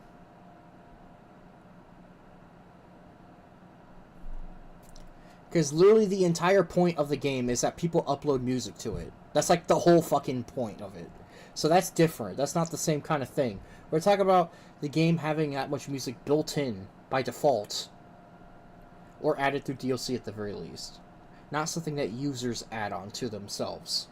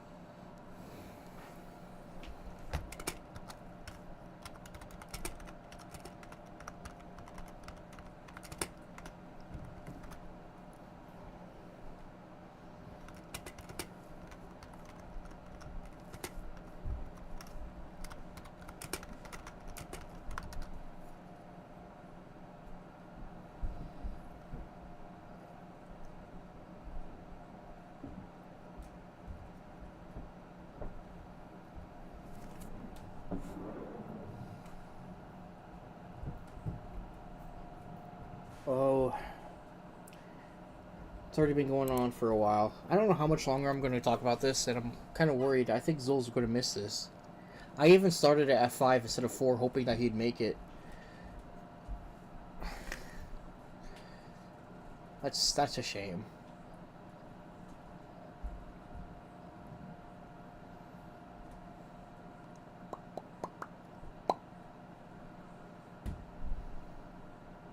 Yeah, maybe this time I guess I'm not gonna be playing music. I even had a specific channel audio source I was gonna use for if I did pull something up.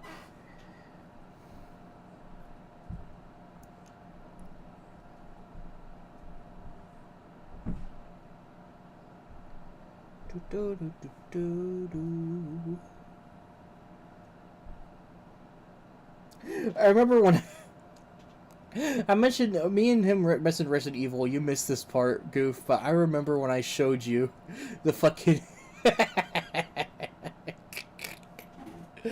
Oh, dude, Goof was like, I told him, I was like, no, seriously, this is really bad. Like, you're not ready to hear this, and he's just like, oh no, I'm prepared. I can listen to anything. And then he listens to it, and he's like, I was not ready for this. Dude was unprepared. He's like, he did not expect what he was about to hear. The fucking, the Green Label releases basement theme. I showed Goofy at one time when we were on DMs. Dude just, like, was just broke. He's just like, oh crap, I did not expect that. Like, he was just like, no. Like, he sounded like he was so sure he was ready to hear it, and he heard it, and he's like, oh no!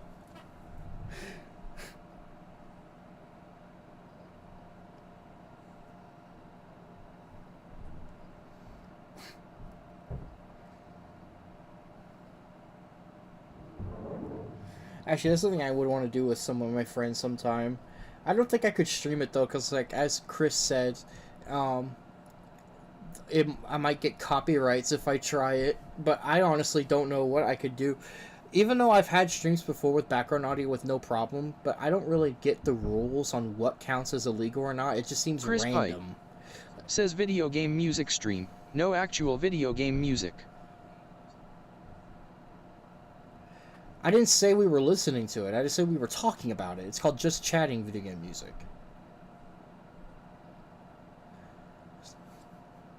Semantics are important.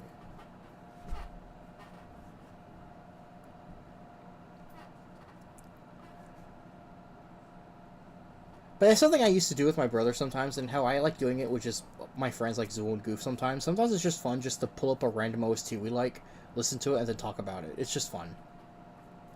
The simpler things in life are the most fun things. That's my motto. Keeping it simple.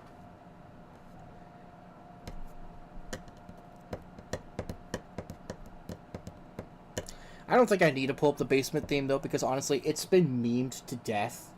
So most people who hear it are probably going to already know what it is. Like, even if you didn't know if it was even if you didn't know it was from Resident Evil, like, a lot of people would have to have heard it by now. It's a pretty, like I said, it's like a meme. It's a legendary meme song. It's been used in a lot of places.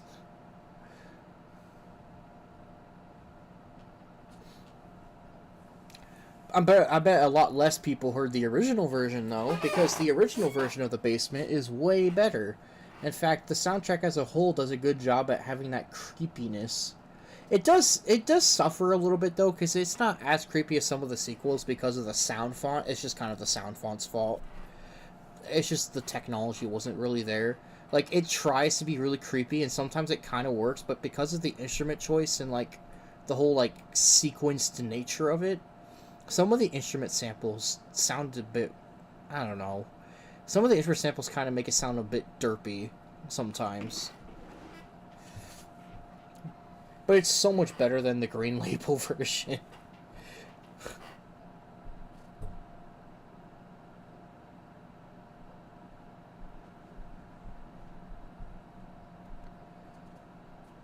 Chris Pite says we need to use the basement theme in GX eventually. Which one? The bad one? It would be funny if that was just the music that was playing when they're exploring the abandoned dorm. Like, they're just in the abandoned dorm before the Titan duel, and it just plays the music.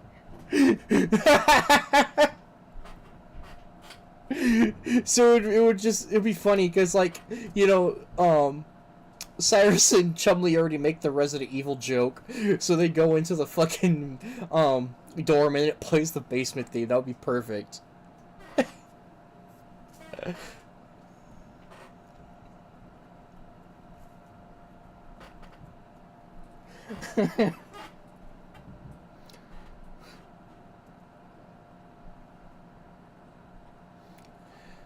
Yeah, when I've heard some of the music in Resident 1's music is pretty good, but it's also just kind of average when you think about it compared to other horror games. Like, it's just fine. Like, it's good for the time, but it's a bit outdated. I've listened to some stuff. Resi 2, oh my god, the soundtrack is way better. I'm guessing that's when the developers really, like, they catch, that's when they really got their stride going. Because in the first game, it was their first game. Which, by fun fact, that game was actually supposed to be called Biohazard. But because of a copyright issue, it had to get renamed to Resident Evil. But it was called Biohazard in Japan. But you know, Resi 2's music is... Oh my god, it's actually really good. Like, it's actually pretty fucking good for a horror game. It's way better than Resi 1's. I think Resi 2 is a good, like, in-between point, because, like, it's, everything looks better, everything sounds better. I think the gameplay was just... Actually, I don't know about the gameplay, I never played it, but from the looks of it, the design looks better. And the voice acting is still a little corny, don't get me wrong, but it's a little bit more competent than the first game, but it's still pretty cheesy. Says also there's the Mr. X joke. Yes, there is the Mr. X joke. Yeah, then everyone thinks it's a different Mr. X. That's the joke we're going with.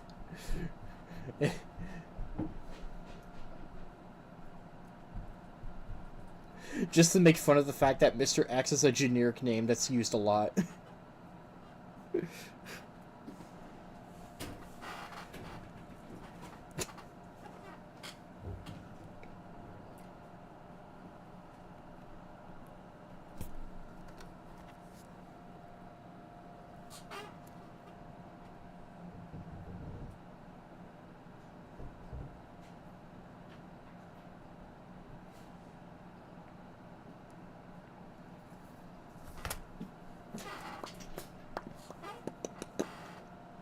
Maybe we could do that sometime, though, on JC.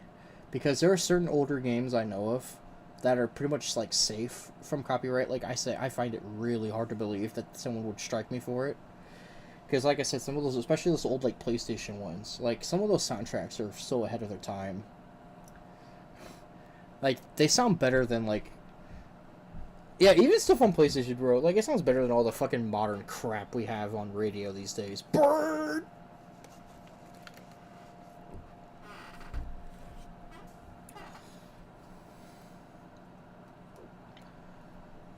I'll be honest, we don't even listen to, like, the modern pop music anymore. Like, whenever we're out on the road, we listen to, like, stuff from the 80s and the 90s. Modern crap is shit. Like, they might come out with a good one once in a blue moon, but, like... No, I'm not trying to trash modern music. I'm trying to trash modern music that gets released on the radio. Because most of the good stuff that exists nowadays is usually made, like, in social media profiles. Like, you know, they have, like, independent musicians make their own music on, like, social media. And, also people who make music for, like, animation and, like, and gaming. They still give it their all. But when it comes to the fucking people who do the pop music that you listen to in your car, I don't know what's their deal. It just seems like they can't get it right. It's all the same shit.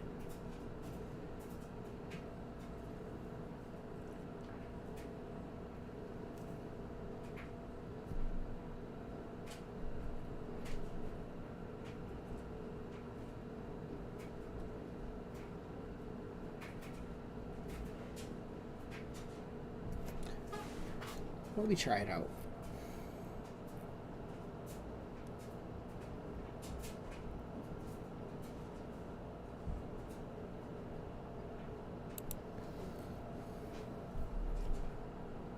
Do do do do do do do do do do.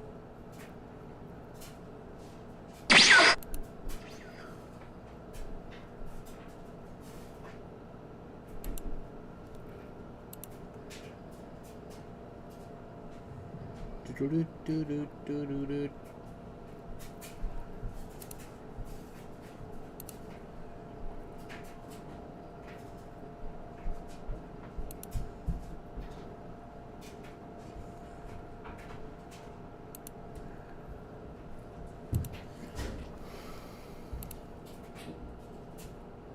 No, I want to go back to the actual thing, not that.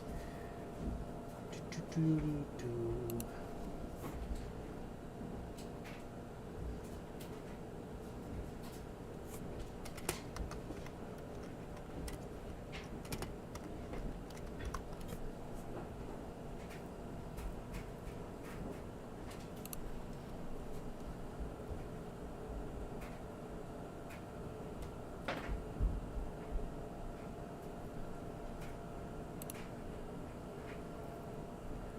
Let me give you an example.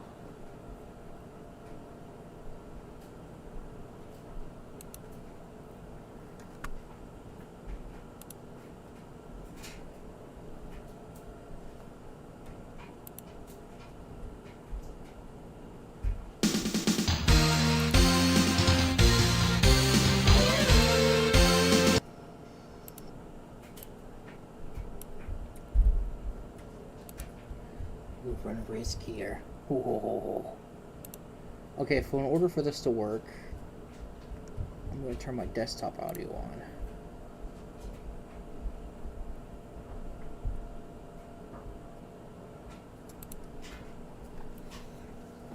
So let's see if this, if you guys agree with me I told you earlier about this song. It sounds like the most 80s anime fucking intro music ever.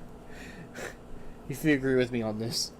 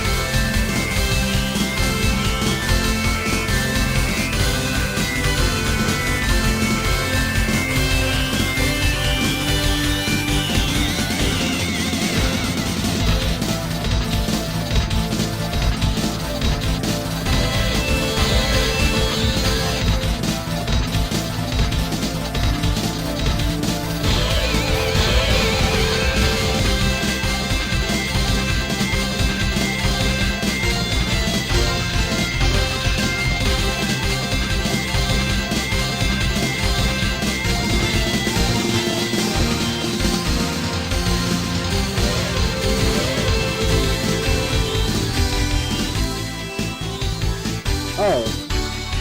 Yeah, sorry. Apparently the TTS channel picks it up.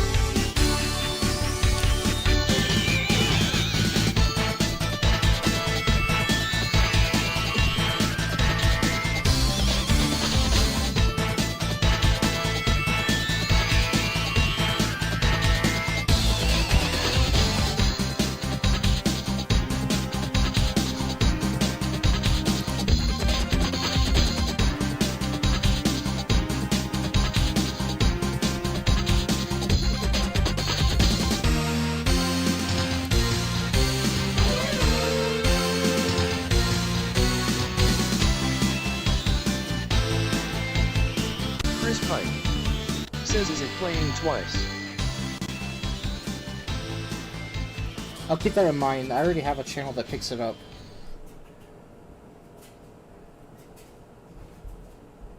Still though, like, that is pretty anime, isn't it? Oh, now it's playing a different one. Sorry. It was auto-playing.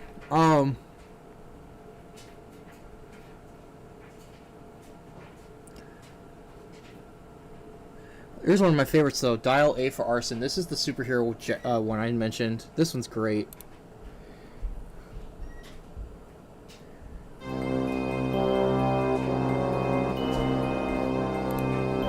one's great, dude.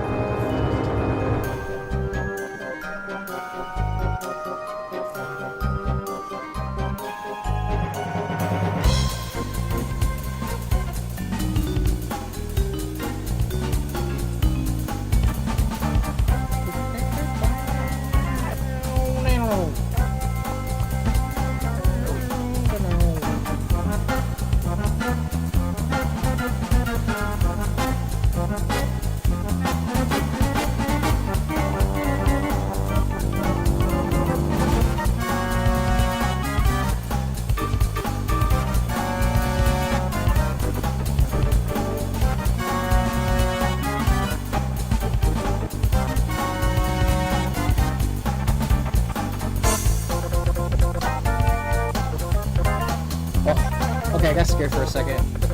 OBS went red for a second there.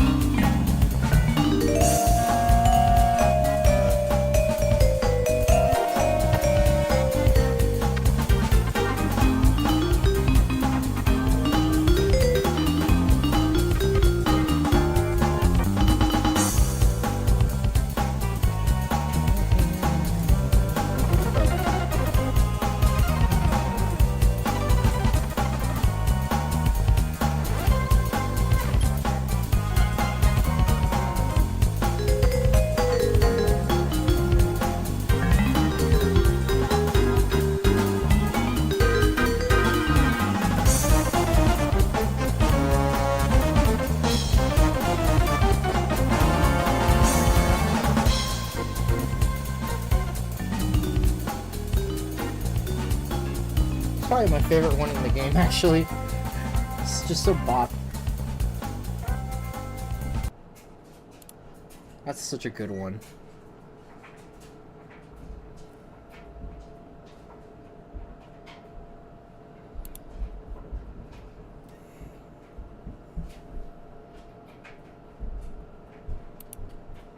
I don't know, I think that's a top... This is a top-tier soundtrack for the PlayStation. I honestly think so. Those two songs that you heard were from the same game. When I told you before that it has, when it has very diverse genres in this game, I was not kidding. The genres go all over the place in this game.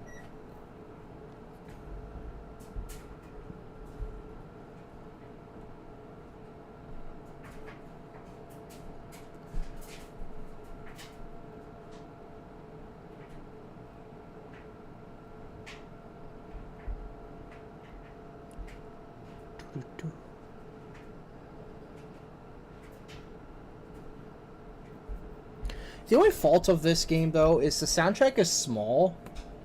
Like, there's only like 15 or 16 tracks or so, whatever, in this game. But like I said, all of them sound so different from each other. Like, each individual song in the game is interesting and good. So, like, I think they went over quality over quantity on this, and it works.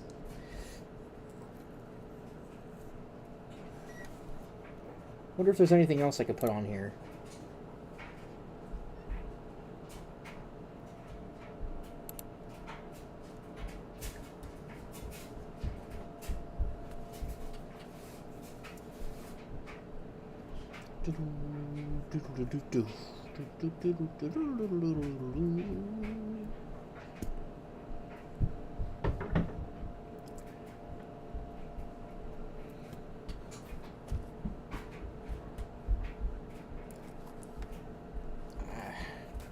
I'll have to hope that this topic wins again, because this time around it didn't really go so well. Sucks. Because I actually really love talking about video game music, and also listening to video game music while also talking about video game music. That's the topic I really like to do. I find a lot of fun with it. It's a fun topic.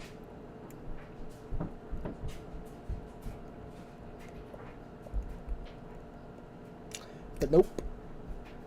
I don't get good luck.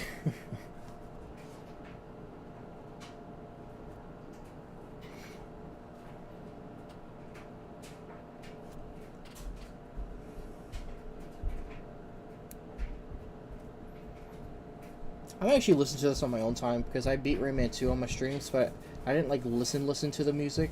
There were some songs I was able to hear pretty clearly, but then there was the final boss. Says blame the chat delay. There was a lot of noise in the final boss fight in Rayman 2, so I didn't really get to hear the music too clearly, and I could tell it was a different song from the normal boss theme. But there was so much sound effects playing, I didn't even hear much of it, so I might listen to that in isolation on my own sometime. Or hell, maybe I'll just look it up.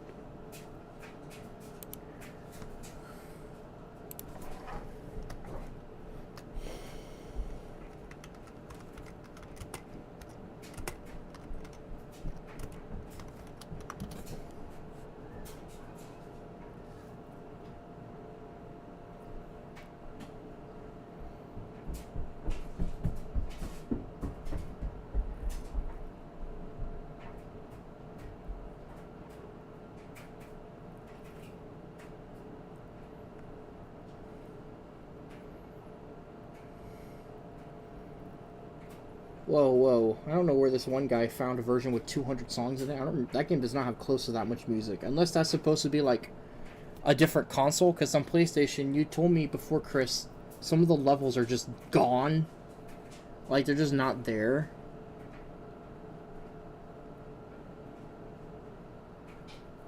Oh god, I don't even want to know what the N64 version sounds like. They also have one for Dreamcast.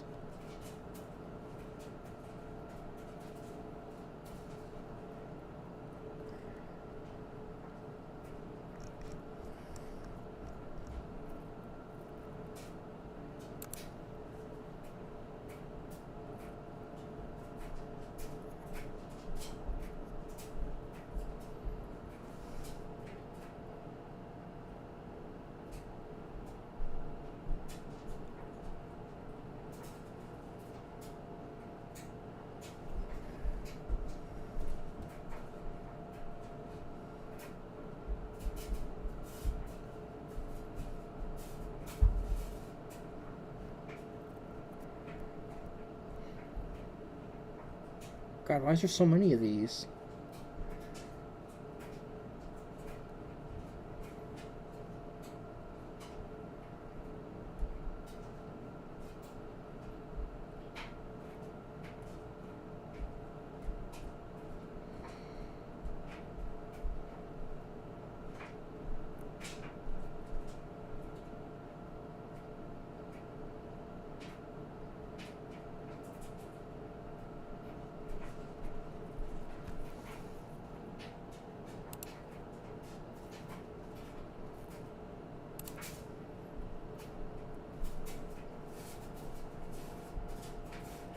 They don't really specify consoles too much on these. They mention the N64 and Dreamcast one, but the other ones they don't mention which one it is. It was actually kind of hard to find these, to be honest.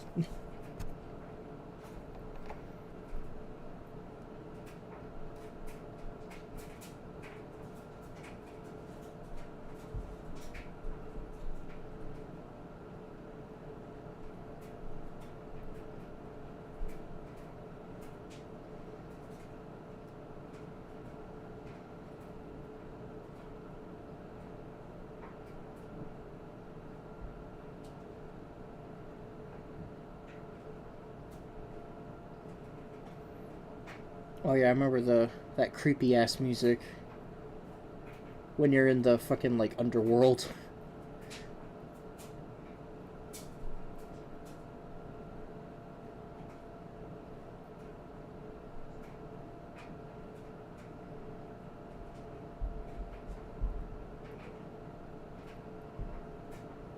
Yeah, the Tomb of the Ancients. That one's a creepy one.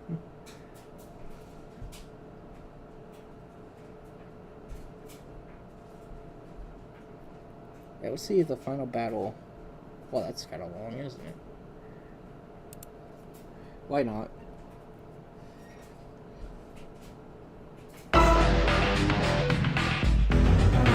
Yep.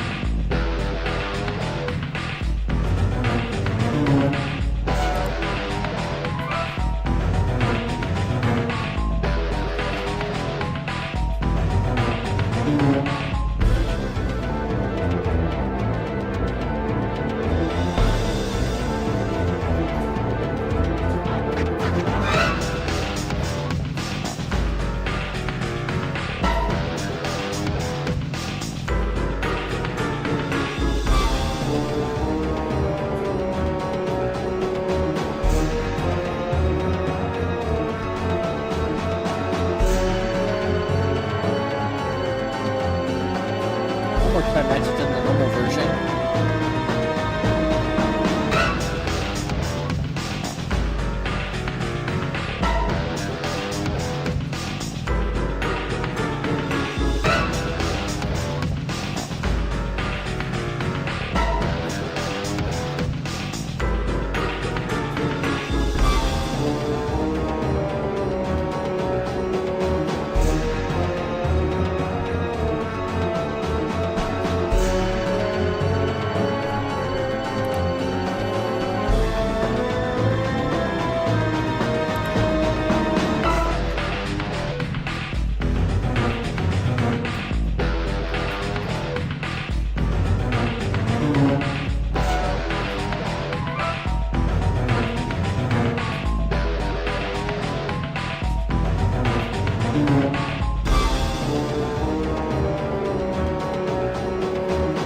More to this.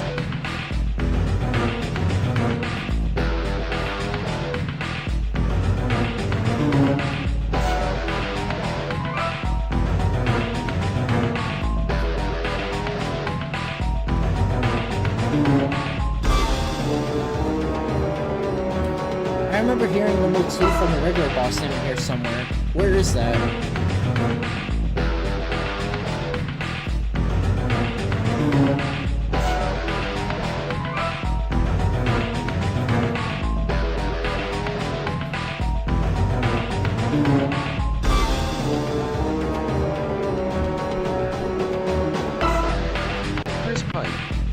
Says IGTG now.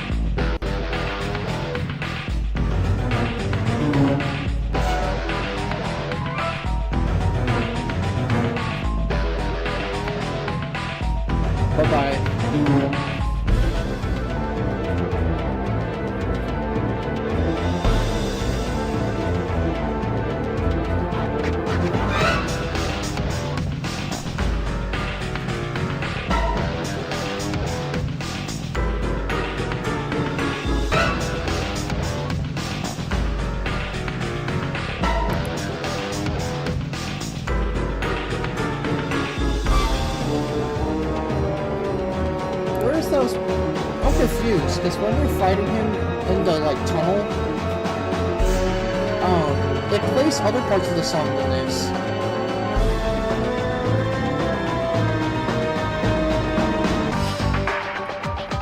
Oh, there it is.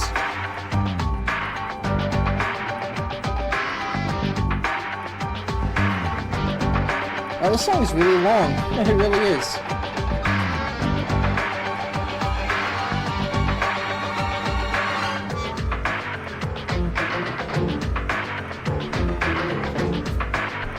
That's why you use leitmotifs. Because this area of the song is based off the boss theme.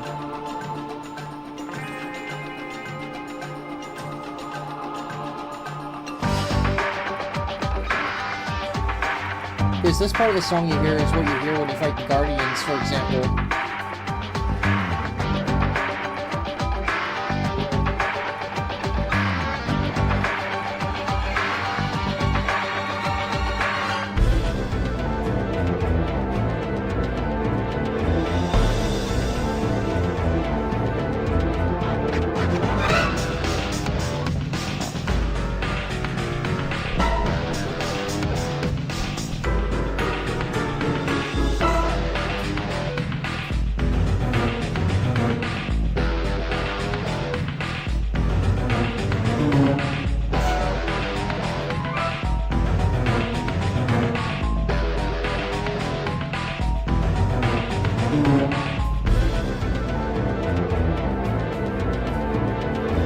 So good.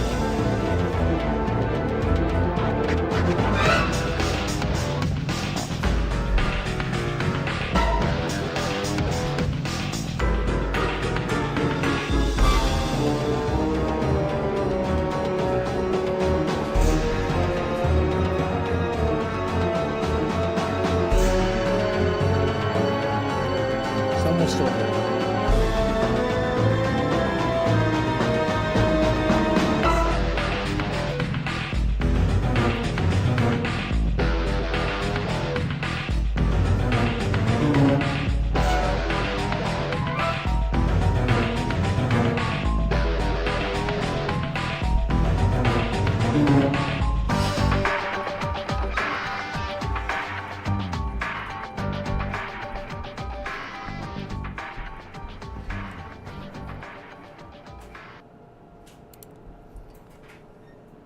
Yeah, good shit.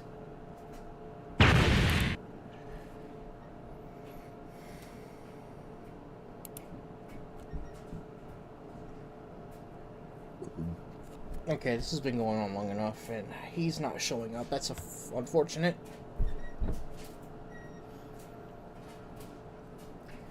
Just know that next time you see me, it's going to be pretty much like a Dragon Ball craze. Just that's what it's going to be like for the next few weeks. That's just how it's going to be.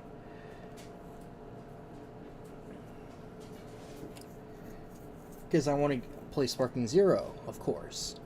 And then right before it comes out, I might play 3 more. Even though I've already played through 3 before, maybe I'll just play some of the story missions again, just because why not? Just to get ready for the game's release, gotta hype it up. And I'm also thinking that if I play Sparking Zero, I'll probably get views that, you know, it's a trending game. Which I usually don't give a shit about. If something's trending, I ignore that shit. I play what I want to play. But in this case, what happens to be trending just happens to be something I actually want to play. So it just works out. So that's how it's going to be.